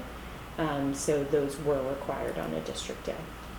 So we do have some things that are required, but we don't typically do it on a district day. So one addition next year is the addition of half days on the wellness days, where pre-K through grade 12 will have all educators, and that is time that we can move initiatives forward in a systematic way. So we can say, here's the theme for those 3 days. So we have had preliminary conversations around is that time that we can add to our work around equity or whatever it might be, so that it's systematic. So that's something that we are looking. But professional learning time is far short of what we'd really like to see when we talk about budgetary impacts and what we need to, not just in equity, but in all content areas. If you talk to our educators, they need more time. Like, time is precious to learn, to grow, to prepare, to be the best teachers that they can be for their students. And we haven't, it's difficult or challenging to provide that given budget constraints. So it is. So the current PD opportunities or time are driven by the collective bargaining agreement. Okay. And then we look at every opportunity we have with our faculty and staff or the central office leadership team as opportunities for professional learning. So there's a through line throughout the year. It's not just this one day of PD and then that's it. We set goals, and then throughout the year, people are engaged in that learning throughout the year. I will say that there just is a need for more time,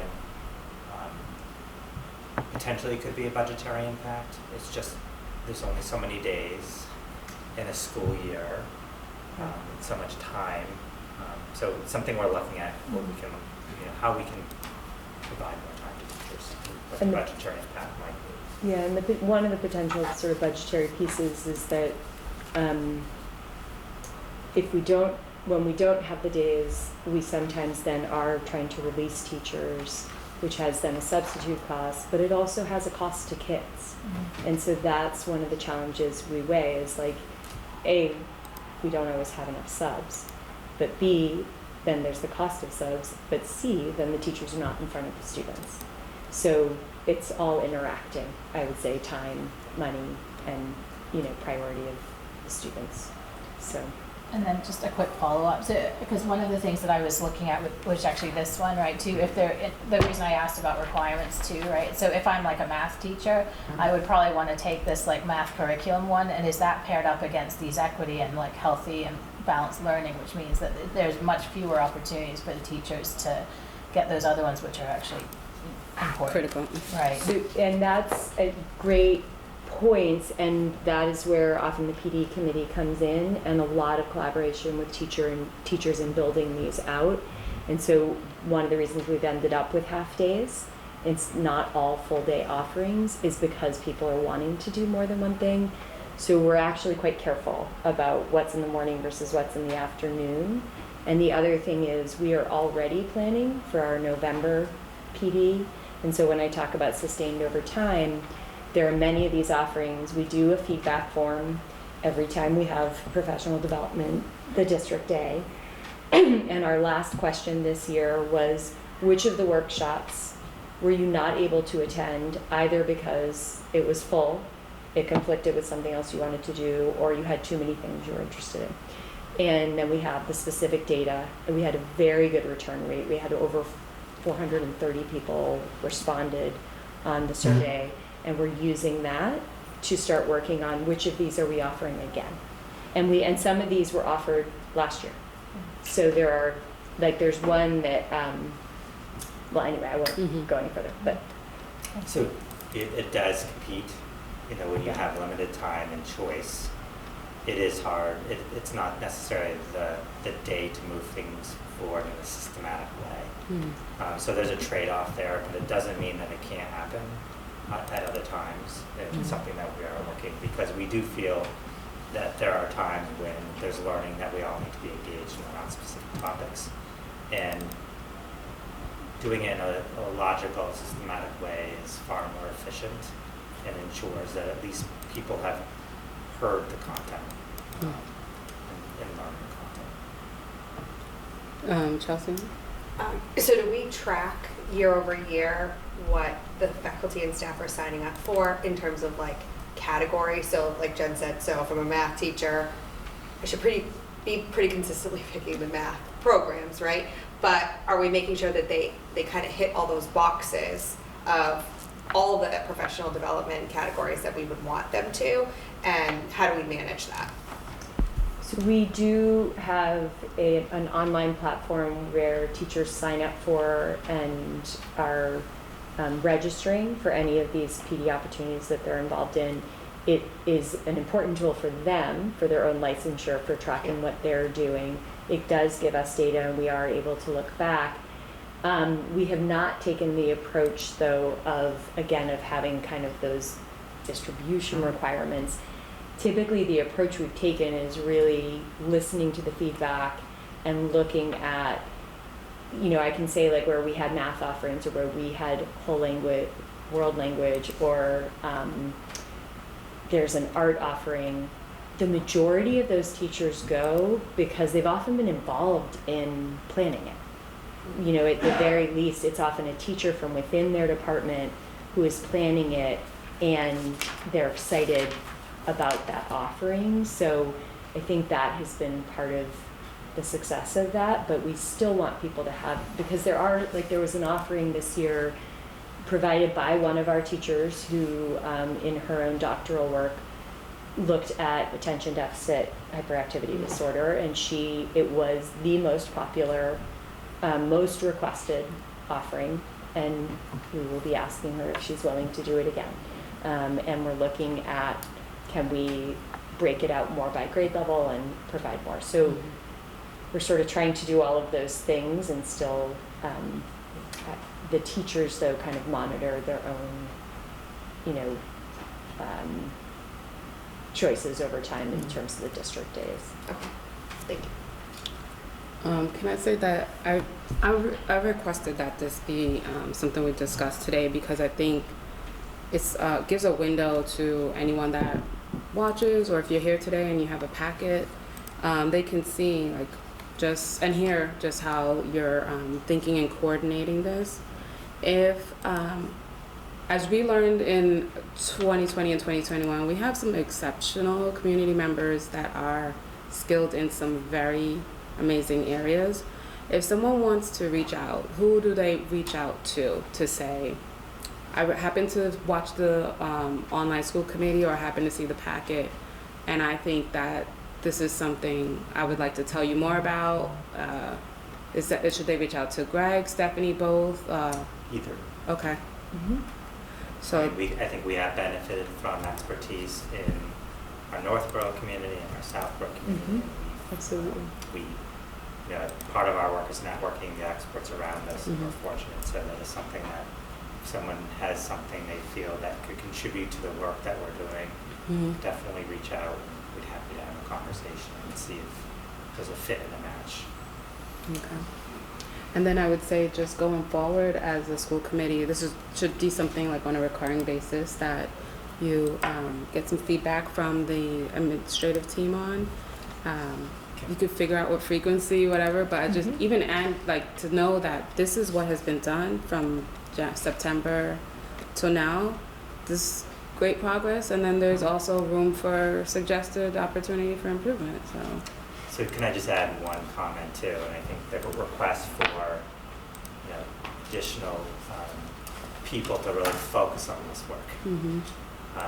I think that is directly connected to the professional learning that we're doing, helping us structure faculty meetings or grade level meetings, helping us look at half days or offering courses. So I think it is an important part of capacity building to be able to have the expertise to help us develop that roadmap and implement the roadmap and provide that professional learning. So I think there is a direct connection to not only what time we have, although it's limited, how do we maximize that time and make sure that the learning is in tune, on point, and as effective as possible, with the ultimate goal of making sure that we're impacting the student experience in the classroom. I think also when your conversations are had with around the school calendar, this actually needs to be in the room, because when we're not sure, well, why should we have a day off or a half day or a full day or 5 of them or 4 of them, and if you want this, right, then it's all married together. So yeah, I definitely see that it's connected. It's all connected. So thank you for sharing this, Dr. Reinhorn. Any other questions or comments? All right, I'm going to try to speed it up because I know that it's getting late. Approval of grants and donations. We're going to go through these and potentially take a vote. Sure. So I think the first two grants, Dr. Reinhardt will provide an overview, and I just want to thank our teaching and learning team.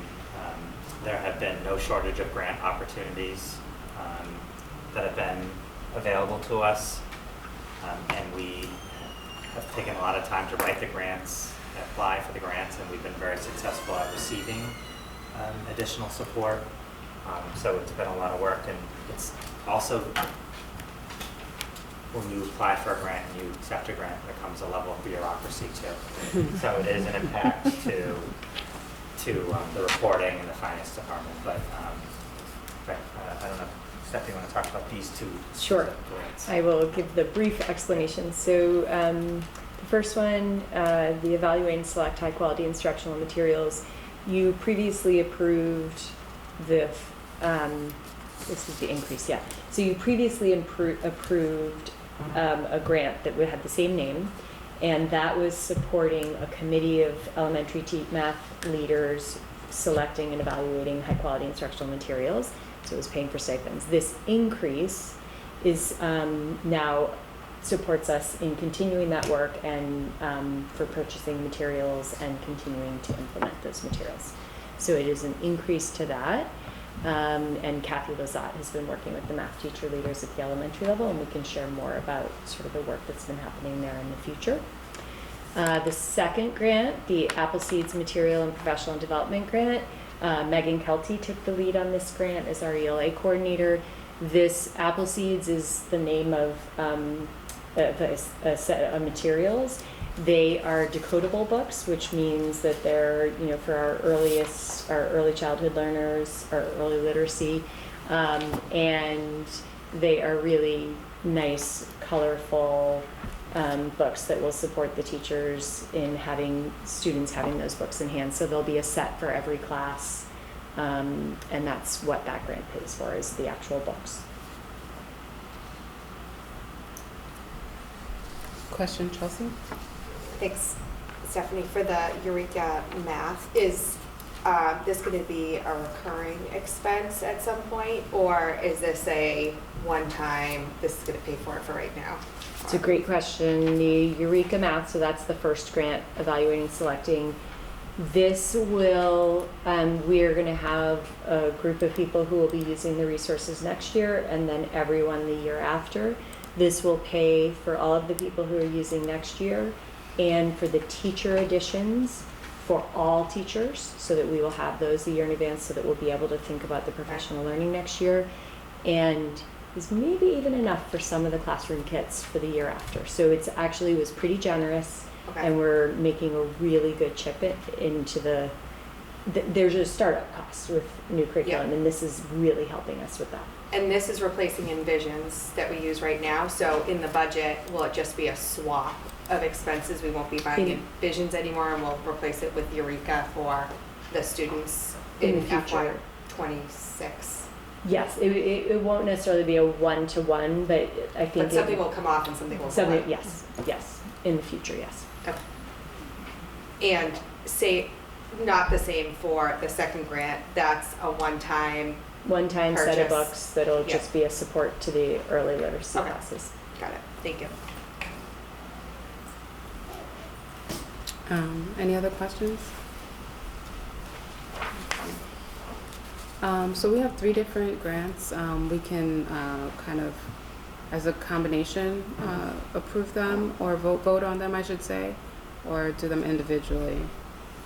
Do you want to just You want possibly to speak approve the to- first two before we go to the other ones, or not? Say that again? Do you Separate? want to approve these first two Okay. before we get into the donations from the family? And what were you saying, Chelsea? Yeah, same thing. Okay. I'll make a motion that we approve the FY24 FC 161 evaluate and select high-quality instructional materials implementation network support grant increase in the amount of $29,666, as well as approve the Appleseed materials and professional development grant award in the amount of FY24 March 18, 24 through June 30, 24, the amount of $13,087. I'll second it. Moved by Kamali and second by Roger. All in favor? Okay, unanimously passes. And now let's talk about the family donation. Sure, so we had a very generous donation by a Southborough family who donated wood bongos, trombone, and a viola, so we're very appreciative. Any questions? So, sorry, back to the vote we just took. Maybe I'm reading it wrong. It was an increase Yeah, I said they were. in the amount of 74,000, but we voted on 29,000. That's because it's both districts, so No, it's. it's Oh, Southborough, right, Southborough. what's this last time? All Yeah, right. Southborough, Yeah, yeah. sorry, Yeah. I'm good. I We had can the talk about the same donations. No. Sorry. confusion, Philip. But I like it. I'm glad we need to be eagle-eyed here, so I appreciate that. I just need to remember what we did last night to keep up with myself here. So I believe this the Rumyantsev family. They had a very musical household, and so thank you for sharing these instruments with the district. That's amazing. Hopefully they still have some more music going on in their household. But I would like to thank you publicly because we know how much music is important to our children here, and we will be good stewards of the equipment. I'll accept a motion I'll make a motion that we approve the donation from to Neary's school music program from the Rumyantsev family. A wood bongo, estimated value of $65, a Bach trombone, estimated value of $300, and a Strobel MA85 viola, estimated value of $325. Second. Moved by Kamali and second by Roger. All in favor? Unanimous vote. So, And thank you again. absolutely. Neary Building, we're gonna move on to the Neary Building Committee update. They have been having quite a number of, well, I shouldn't say quite a number, but a lot more public events, so more participants. I'd love to hear what you have to say about that. Want me to take this? You can start, and I'll add. Ed, well, Colleen is correct. We've had, well, there's been a lot of activity. I think we just finished our second public forum. Yesterday, right? The first was in person, and the second one was remote. And I would say am I correct? It's really our third. It's our third. I'm sorry, as I think this through. And certainly the second two, although I don't think we had huge numbers of people. We did have high-quality folks that were very engaged and contributed a lot, and I think we learned some things from both groups. There is we do have a significant submission to the MSBA, which is coming up on the 21st of May, where our project manager, I guess I would say, is really the one that will perform that submission, and it really includes the educational plan, because this whole process is really driven certainly now by the educational plan. It's we aren't starting with what is the building we need. We're starting with what is the educational plan we need. We've spent a lot of time, working through that. So I guess that's what I can that's what I can report. Greg?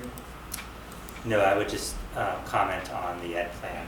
So that has been internally the work that we have been doing at the district level, but also trying to gain as much input and feedback from teachers. Teachers are going to be living and working in these spaces. They know what works and doesn't work. And the educational plan is really aspirational. It's not necessarily what exists now, but it's a comparison of what exists and what we hope to accomplish in the future. And the educational plan really speaks to our educational programming that we want to provide, not just in the next few years, but also in the next 10, 20. That the building, if a building is built, it's really a building that will be a community asset for the next 25 to 50 years.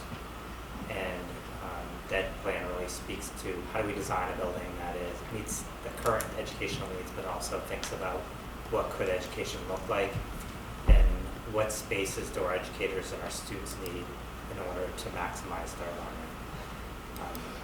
I know I did, my intent tonight was to vote the educational plan. I think that the link that I provided, you weren't able to open it. So I think you can't vote something that you haven't reviewed. So I think Chelsea gave us a suggestion. Yeah, I mean, I think we can either do it, I think we're going to schedule a meeting next Wednesday to reorganize, given that we're losing our chair and vice chair as of Tuesday.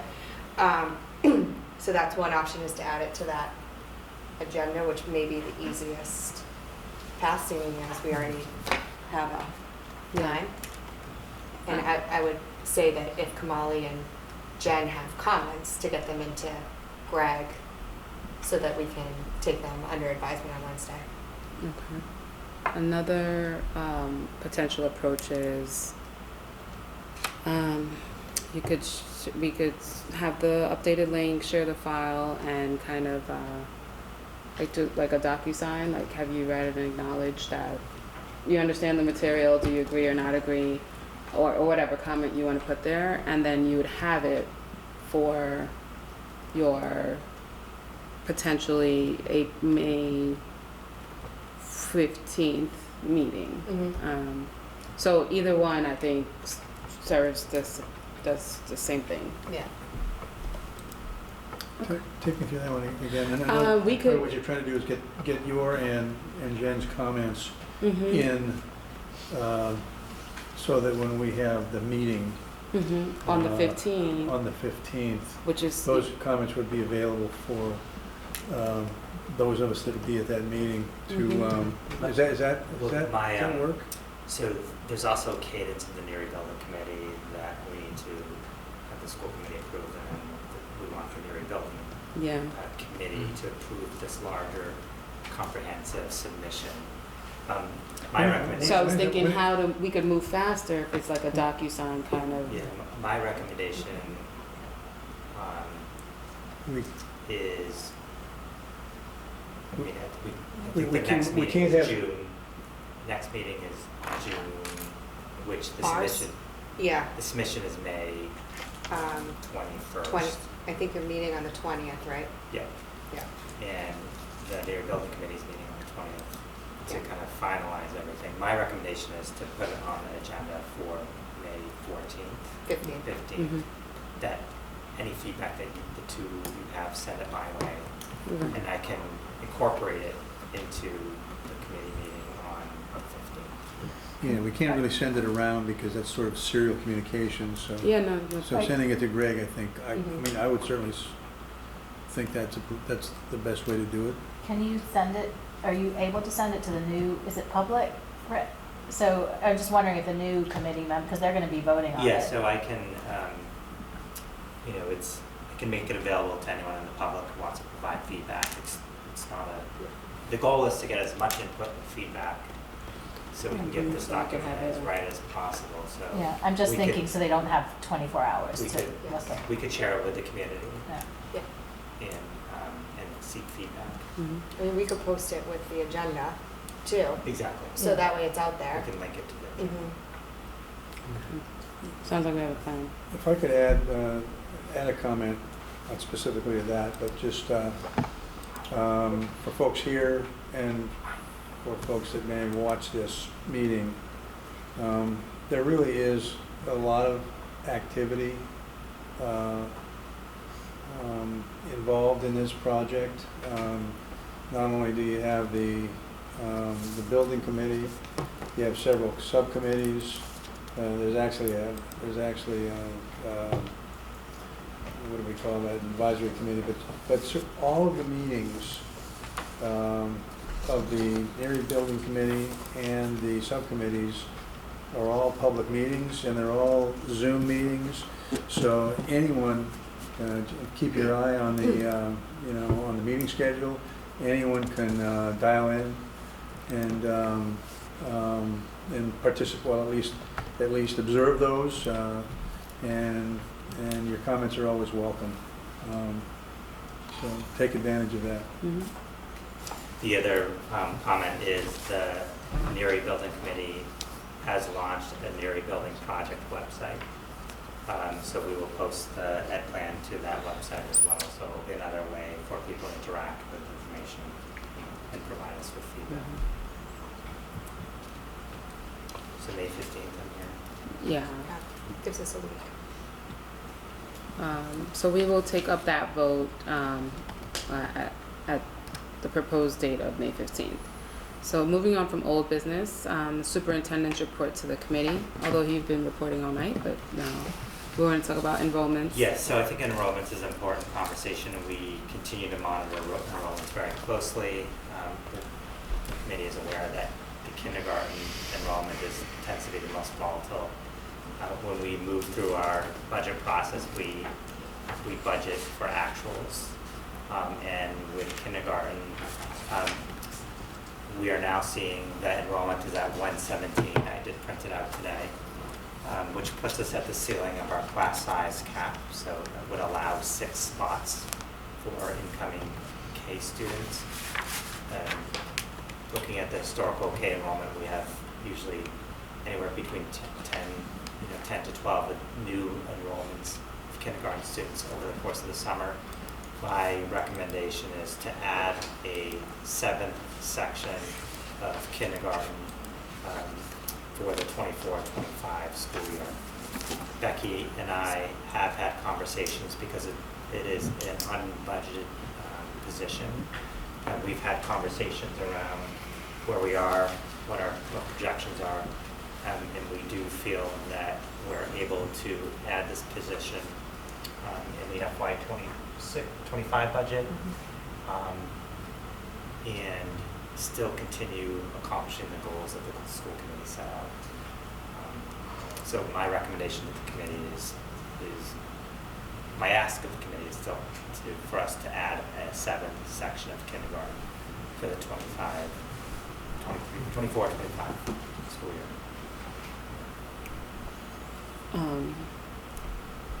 year. I'll just share with you that from a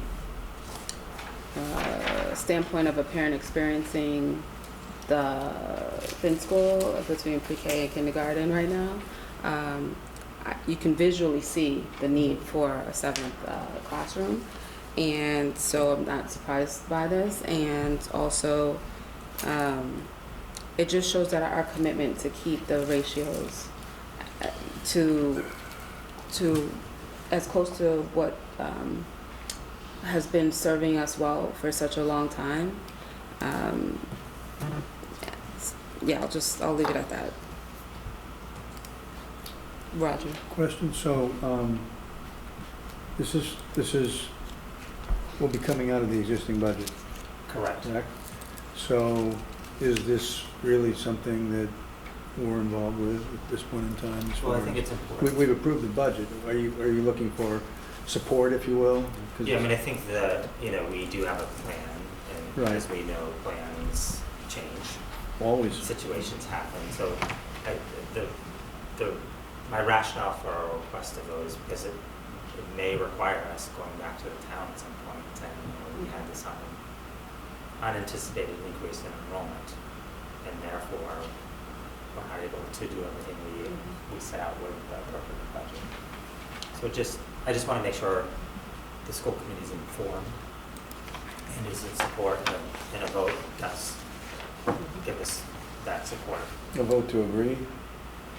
Also, Go ahead. Yeah, agree. Sorry. No, fine. It's yeah. I'm Go not ahead. sure how to frame the vote. No, but I was just gonna say. We didn't. Do you need to technically we vote didn't this? really vote on No, specific we're not number of changing the budget. personnel. No. you know, Yeah. So You can show that we support this change to the classroom structure, but this both supports the students, is what I was making before, the statement I was making before in terms of the size of the classroom, et cetera, but also the faculty, right? Because if you're, from their perspective, yes, I was taking a classroom with X amount of kindergartners, times 1.5. No, it's. I mean, I'm fully in support of, of this. Just not sure. Go ahead, Jen. Will this mean also, as this class moves forward, that we will also have to hire subsequent, so first grade, second grade? Yeah, so as this cohort navigates through the grade levels, we adjust according to the class size policy. So yes, and if this cohort of students in kindergarten move to first grade at this level, it is, we'll have 7 sections at first grade. It's not until they get to 3rd grade where the class size changes from 20 as the ceiling to 22 as the ceiling. I think the good thing is, though, the incoming first graders are similar in terms of numbers, so at least you have the same number of sections from K to 1, so hopefully there'll be less shifting. Yes, Roger. So this may not be fair. I've never been known to be fair anyway. So do you have a general, since this is at least as of this moment coming out of our current budget, and you've looked at it obviously to be proposing this, is there a general idea of where this would come out of, or you're not necessarily that far along in your thinking? I mean, it won't change, I think, our ability and desire to support this, but I'm just curious. Yeah, we've had some initial thoughts. Becky, I don't know if you want to make some general comments about kind of our initial plans. Sure. I love how you say, okay. It's called being voluntold. So if you recall, in this year's budget, we did set aside $75,000 for any unanticipated mold mitigation costs. We still have those funds that have been set aside. State law does allow the district to prepay for any sort of special education tuition costs. And so we could utilize those funds that have been set aside to prepay for tuition for FY25, which would then offset that budget by a corresponding amount for the teacher's salary. And I'll just add that we're not doing things we said we would do in terms of mold mitigation.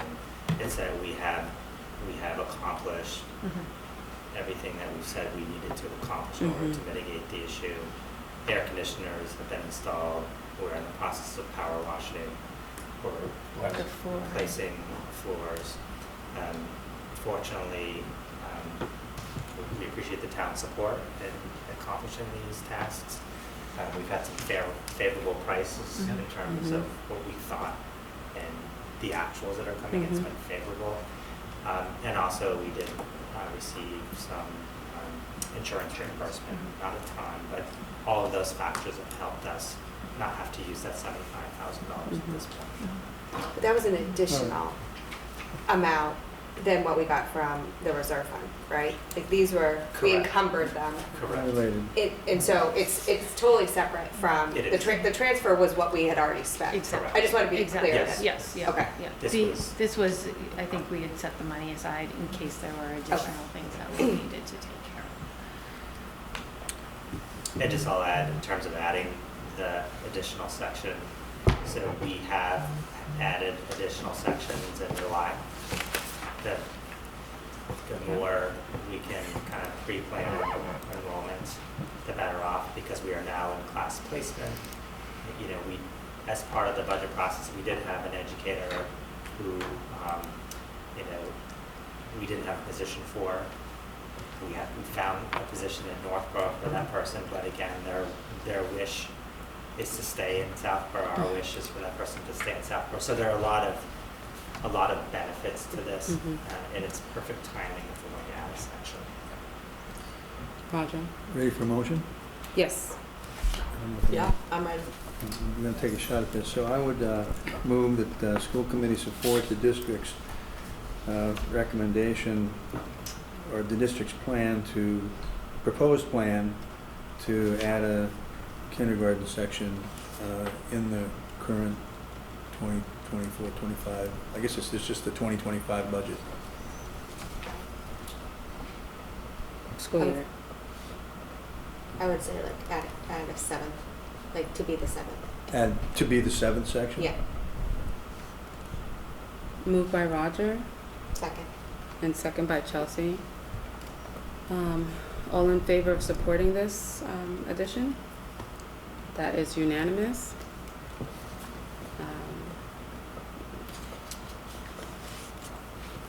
Go ahead, Greg, if you want to go Sure. into So, the monthly general funds. Becky will provide an overview of the monthly general fund expenditure report, as well as ESSER funding and revolving accounts, and then finish with the student activity account transfer. Okay, the floor is yours, Becky. Okay. So the monthly general fund report that's included in the packet is as of the end of April. And as you can see, we have just over $186,000 remaining on the bottom line. That amount is up about $30,000 from the previous month. And the majority of the increase is caused by a tuition that we had for a student attending a collaborative program, and the funds were over encumbered in terms of what their projections were that were going to be needed. So we did revise that purchase order, and it is more in line with what the actual tuition would be. We have just under 2 months left now remaining in the fiscal year, so we are really starting the process of closing out the FY24 budget. We have come up with a plan for the end of year. And we are working with all of the schools and the departments in terms of closing out purchase orders and making sure that any purchases that are needed for the end of year are taken care of. I will also add that we are starting to look to FY, not that we haven't been for the past, 7-8 months, look to FY25, but really implementing FY25 and opening that up in the day after Memorial Day. I think it's the 27th, we will be opening up FY25 so that buildings can now start to do their summer purchasing for next year. So it's this is really the time where we are in constant movement and confused about what year we're in. In terms of the revenue report, as you can see with ESSER 3, we have about $3,200 remaining on that grant. Over the past month, we did purchase some additional phonics and spelling classroom materials. We are reviewing upcoming instructional material purchases, and the remainder of these funds will be used to offset some of those purchases that we plan to make. For the revolving accounts, as you can see, the facility rental revolving account has not changed at all since last month. There's been no activity in that account. We continue to hold that $10,000 for the project retainage for the Trotter paving project. I have reached out to the town for a status update on that money. And then in terms of SEDP, we do have a balance of about $219,000 as of April 30th. The encumbered amount does represent the salaries and expenses that we anticipate for the remainder of the fiscal year. It does not include any benefit payments because we do settle up with the town on a quarterly basis, and so we will be doing that in the month of June. So we are in a good place, I think, with the SEDP revolving account. If you want. Does that include any camp revenue? There is some, but we are just starting to see that coming. So you see most of it in Yes, May and June? yes, Okay, yeah. thank you. And we will be separating that out so that we can differentiate that. Okay. In this report you're going to? Or We you're will, gonna- well, you're gonna- internally we will, Yeah, and then I okay. will be able to report that Okay. to you. For the Trotter paving project, Keith, has there been some clever negotiation that since they're there, they can just go down to Neri as well? Oh, In there. fact, I have an update on that. All right. Hopefully Okay. tomorrow morning, if those puddles clear a little bit, we should be good to go down there. All right. I Just think Erie needs more than just a couple Yeah. patching potholes. Being generous. Yeah. and then I have a question. So the 3,200, 3,240, Becky. That's are you getting requests on, like, you know how in previous years the teachers could submit like the last minute request, and or you have said please submit what do you plan to spend by this date, and is that So what we're, actually, I've been working closely with Stephanie, and I have many conversations talking about some of the purchases that are needed, especially for next fiscal year. And so looking at those and how can we best utilize these funds to offset some of those costs. In recent months, we've done some material preparation as part of the Wit and Wisdom. We purchased the phonics and the spelling classroom kits. So it's really looking at big picture and how can we I guess bring impact to the classrooms. any other Jen? Can you just explain, so I just have a question about the extended day. So our beginning balance is high. Are we going to end up coming under what the beginning balance is for ultimately at the end for our projections? In other words, I'm just curious, are we spending more than we're bringing in for extended day? So the beginning balance, if you recall, had some of the summer revenues in that for FY. So it was overstated, I think, at the beginning of the year. I don't see us, I think that we're right in line with what we're taking in and what our expenses are.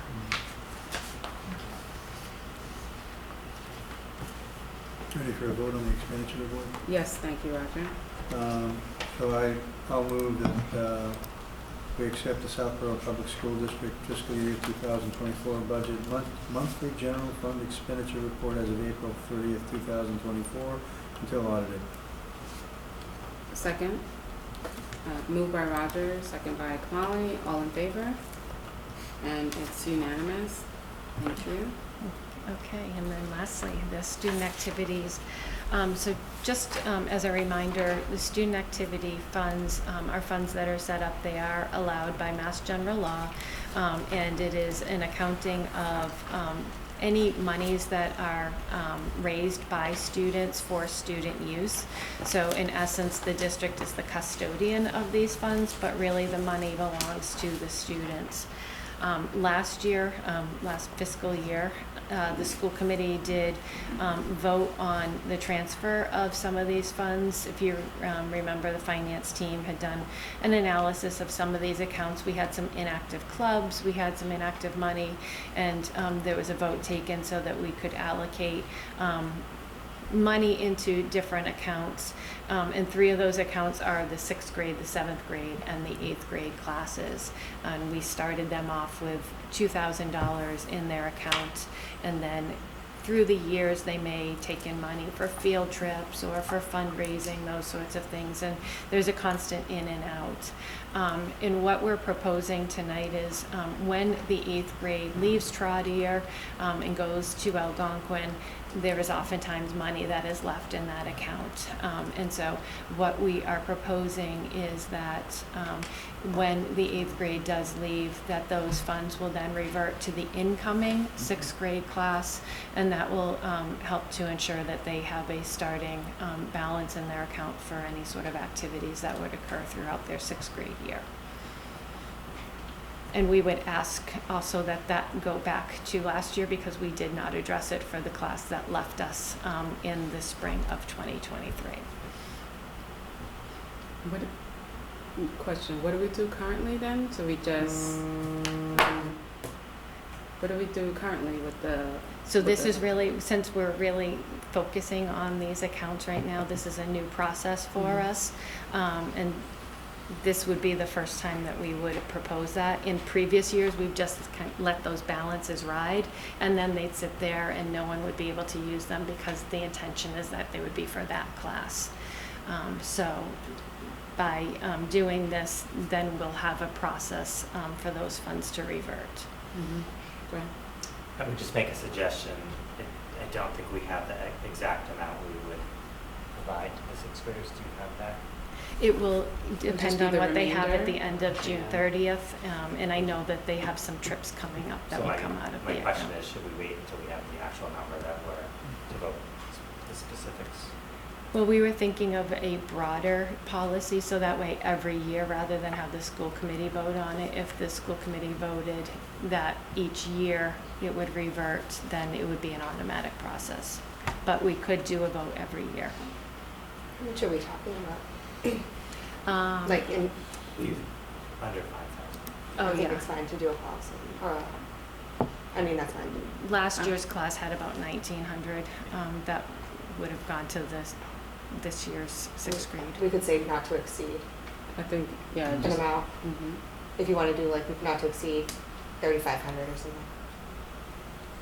if we create, and I mean, would you want to do it across all regions, like all the districts? Because then I would say, let's create a policy I and say think that the funds would we- sweep. At the high school, we have a policy, Okay. and because they're adults when they leave, there's a whole other There's a whole- process. Yeah. So, Yeah. so this would just be specific to Southborough. Okay. And our Northborough Elementary? We're starting the same process that we did in Southborough last year. We're going to start doing that same analysis in Northborough this year. So we're not at that point yet. I mean, I would say I'd be concerned if it was over a certain amount, because then why didn't they spend it? Like, I think. And are we charging too much, like asking too much for Well, a yeah, like fee and that what sort are of we? thing? Like, it shouldn't be a huge balance, so I mean, I can tell you, as of March 31st, the 8th grade had $4,200, but they're also planning to go to the Woo Sox. They have Okay. some upcoming trips that they're planning to use those funds for, so I do not see it being a large amount of money. What do you think a reasonable ceiling would be? I thought your suggestion was good. Yeah, what did you say, 30? I said 35. 500, I think that's reasonable. I can't see a class having more than that. It's not leaving the, it's right back into the school, right? Mhm. And so, And it's only for the use of the students. That's the only thing, like, we can't use it to buy curriculum or things like that. It has to be for their activities. what do you, if we make a vote tonight, how do I make it so that it's long-standing? And that would only be by policy, and do I need to then go to the policy committee, or can I just say that, ask for a motion for, that we create a new policy to do the following? I mean, technically, you as a committee, you cannot vote on future committee decisions. Mm-hmm. So I think you could do two things. We could work on creating a policy, Mhm. because I don't think it needs to be that complex. Mm-hmm. And you could make a motion For- to this year. Yeah, sure. And then we can work Yeah. on a simple policy that we could bring Mhm. back to Yeah. the Southborough Policy Subcommittee. Sounds good. Sounds good. Your policies take several steps Mm-hmm. by policy. There is one for Create a that, yes, policy. I did Policy review that. Okay, so, I will make a motion that the student activity accounts, for the school year of, 23-24, transfer to any remaining balance not to exceed 3,500 will transfer back to the student activity account for the incoming sixth grade class. Second. Moved by Kamali and second by Chelsea. All in favor? All right, we're all in favor, unanimous. Thank you. Thank you. Becky. The Washington DC trip. So, So at the last April meeting, Principal Hartog gave an overview of the date change, and in this packet is the official letter with the updated information for the school. so if you recall, last time we met, we said, let's have an opportunity for it to be included in the agenda with the link so that parents and families can see it before we vote. And so I'm trying to find out where the new date is. Okay. So I'll accept a motion that the Washington DC trip taken by the 8th grade be moved from its previous scheduled travel date to now extend from Wednesday, October 30th of 2024 to November 2nd of 2024. So moved. Moved by Chelsea, second by Jen. All in favor of this? And it's unanimous. I hope they have a great time. We do not have any new bills or payroll agenda items, so we can begin talking about agenda items for next month. So did you want to do the policy? The policy. Half on the agenda. Okay, sorry. That's okay. Right? So let's go on to the next section, policy development and or distribution. Visitation and observation policy, K-250. So the policy subcommittee did review this policy and made no changes, so it's marked as reviewed. So no action required of the committee. Okay. And I was moving too quickly before, but now we can do action on, is there any personnel report? No, so in your packet is a personnel report as of May 8th, and I'll just comment that we are inviting our retired folks who are retiring at the end of the school year to the June meeting to be recognized and to celebrate their work. Okay. As we should, so thanks for doing that. Action on the open meeting minutes of April 8th, 2024. So those are included in our packet. I'll make a motion that we approve for distribution or the open meeting minutes of April 8th, 2024. Second. Moved by Kamali and second by Chelsea. I'll do a roll call vote. Z? Yes. Chelsea? Yes. Kamali? Yes. Roger? Yes. And let's note that Jen is absent temporarily. But Or maybe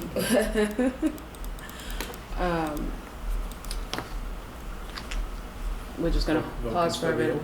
open. Yeah, we're just gonna pause for a minute.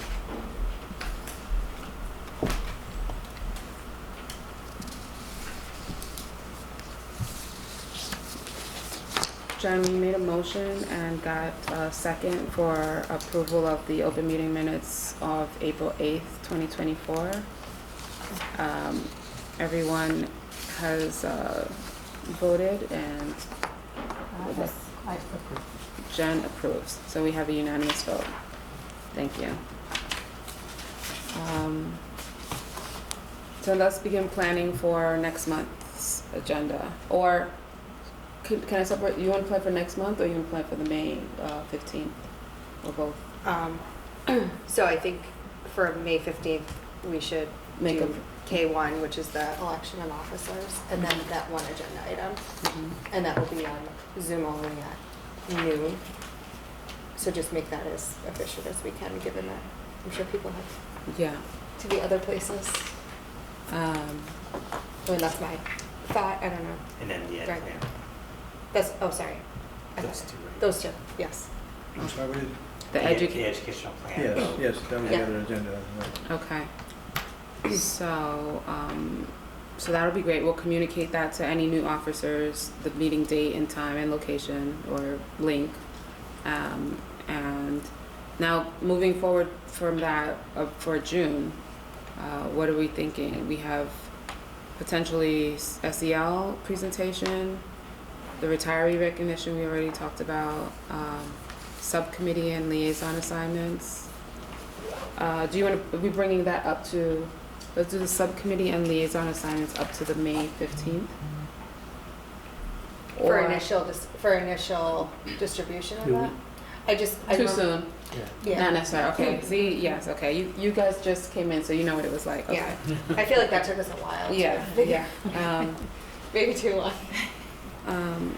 If we go back to today's agenda, do you want to put a placeholder temporarily in June for a report out from item number 2, which was any Yes. communication? Under new business? Mm-hmm. Yeah. And then maybe Jennifer Henry in on, To answer some of the questions that were Yeah. taken tonight. And then we do have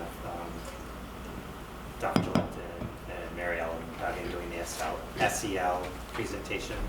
Great. We had switched the Spanish presentation, so you could celebrate the accomplishment. But they are planning to present at the June meeting. Okay. And as usual, if there are any thoughts or, that you have around the agenda prior to it, just let the chair know or let the superintendent know. Any last? should just go to. Or May 15th. Oh, May- Yeah, we'll May go- 15th, yeah. we'll go over. But just one comment, because I think this has been updated since this agenda's been posted, is our next regional combined Yes, thank you. meeting is Thursday, June 13th, not 20th. That's So right. for anybody who's gonna We dial do into have a quorum, we do have a quorum of the Southborough committee, so we're waiting for a quorum of the region. Oh, okay, so that's not confirmed yet? We're, It's highly we have a likely. couple of elections to Got it. confirm that, Okay. but we're pretty confident, Okay, so I guess it's still 10. 90%. Okay. Any other comments, questions? No? All right, well, I will move on to, for anyone that has any public comment, you more than deserve it, especially since you're still here with us for tonight. Yes, go ahead, yep. You could stand or sit. We'll turn the camera and mic to you. I'm gonna read from my phone, so I And apologize. before you begin, if you don't mind, I'll just share with you some introductory messages that I gave for open comment in the beginning of the meeting. So first, when you share your open comment, you're going to give your name and address to identify as a Southborough community member. The topics for discussion should be limited to those items within the school committee scope of authority. Our authority centers on the review and approval of the district's budget, the performance of the superintendent, and the district's educational goals and policies. So if there are any comments and/or complaints regarding school personnel, apart from the superintendent, the superintendent is fair game for discussion, okay? Or students, those students or personnel are prohibited unless those comments and/or complaints concern matters within the committee's scope of authority. So that's something that I shared at the beginning of the meeting. I just wanted to make sure you had that. So just name and address, please, and then continue. Sure. So we are Christina and Phil Berthelsen, and we live at 48 Main Street in Southborough. We are here to speak on behalf of our family, in particular our son, a student in the 5th grade classroom referenced earlier this evening. First, we'd like to thank the members of the district administration team and the school committee members who have taken the time to hear our concerns and to take adequate steps to investigate these concerns. We understand that these are complex issues that cannot be solved overnight, and we appreciate that the district is taking accountability and action. As parents, we have always urged our children to use their voices to speak up for what is right. Our child did just that in January to share details of a racially charged incident that happened in his classroom. Our family is relatively new to the district and reached out to the building principal to discuss the event and our concerns, and trusted that the principal would share this information with the appropriate individuals. It was disheartening to learn months later that this distribution of information never happened. We are here tonight to urge the district and the school committee to reevaluate the reporting policies and to put steps in place to ensure that this information chain of command is followed. When the second event occurred in April, we began to wonder if these incidents were perhaps part of a broader, more systemic issue in the district. As such, we asked the school committee and district to find the necessary funding within the budget to provide broad cultural competency training for all educators so that these situations do not occur again. Additionally, we would request that students and families are involved in restorative justice conversations around these incidents. We'd also hope to see an increased commitment to transparent communication with families when these incidents do occur. Our son and many of his classmates are left feeling unsafe and uncomfortable in their classroom without the confidence that the adults in the building would adequately provide a safe educational setting.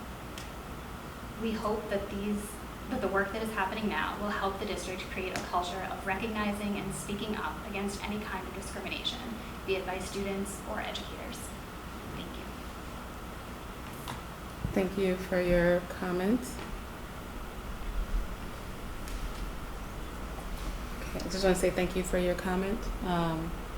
Roger, did you have something that you? I do have a comment, but I want to wait until.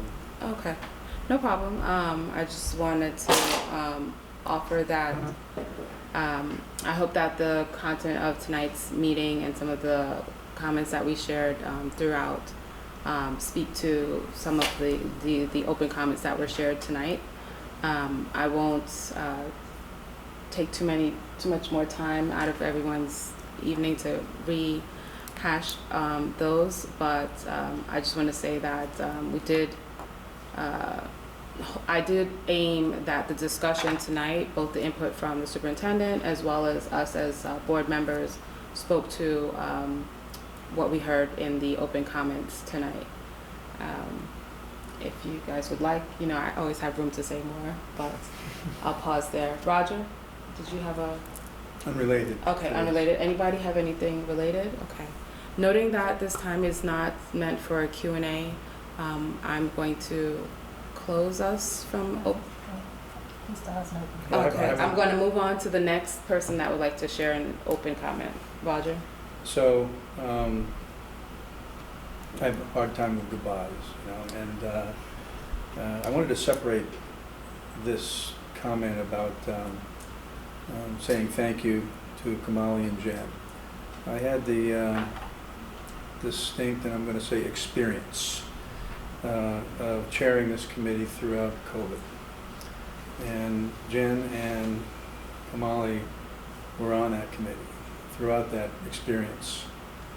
And what I want to say about the, involvement of the school committee members at the time, I should also preface that by saying some of these characteristics, well, all of these characteristics were also characteristics that the faculty, the district, parents, students, all really experienced in going through that period of time. But for the school committee, we meet once a month, and we have, some other communications. That time was emotional. It was stressful. It took tremendous commitment, effort, time. Sometimes creative thinking, to sit on this committee through that period of time. And both Jen and Kamali contributed, a lot of ideas, thought, and I'd just like to say again, thank you very much. It was a privilege for me to actually serve with you during that time. Thank you, Roger. Well said, Roger. Thank you to both of you for, I've only served a year with you, but I remember watching those meetings until 1 o'clock in the morning. And you were still very thoughtful at that time. You were on another committee. I was dealing with other things.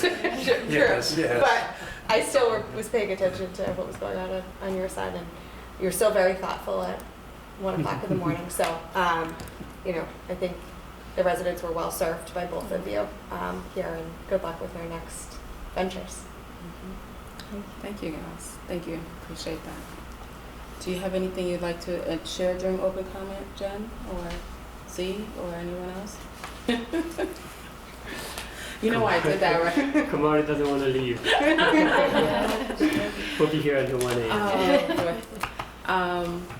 Okay, so noting that I have the final say on keeping us from going home, I just want to say that the work is not done, and as much as we appreciate all the thanks and the gratitude, at the end of the day, it's about the students, and the thing that we look forward to is how we're able to impact change that is long-lasting for them. So whether the communication that the school committee receives is about something that is small or big, right? Where to find a file versus, who to contact for something, or an egregious incident that happens in school. All of those things are for us to help the community members with. And I also love the opportunities where we get to highlight what the schools are doing, what the students are doing, what the graduates and the Eagle Scouts are doing.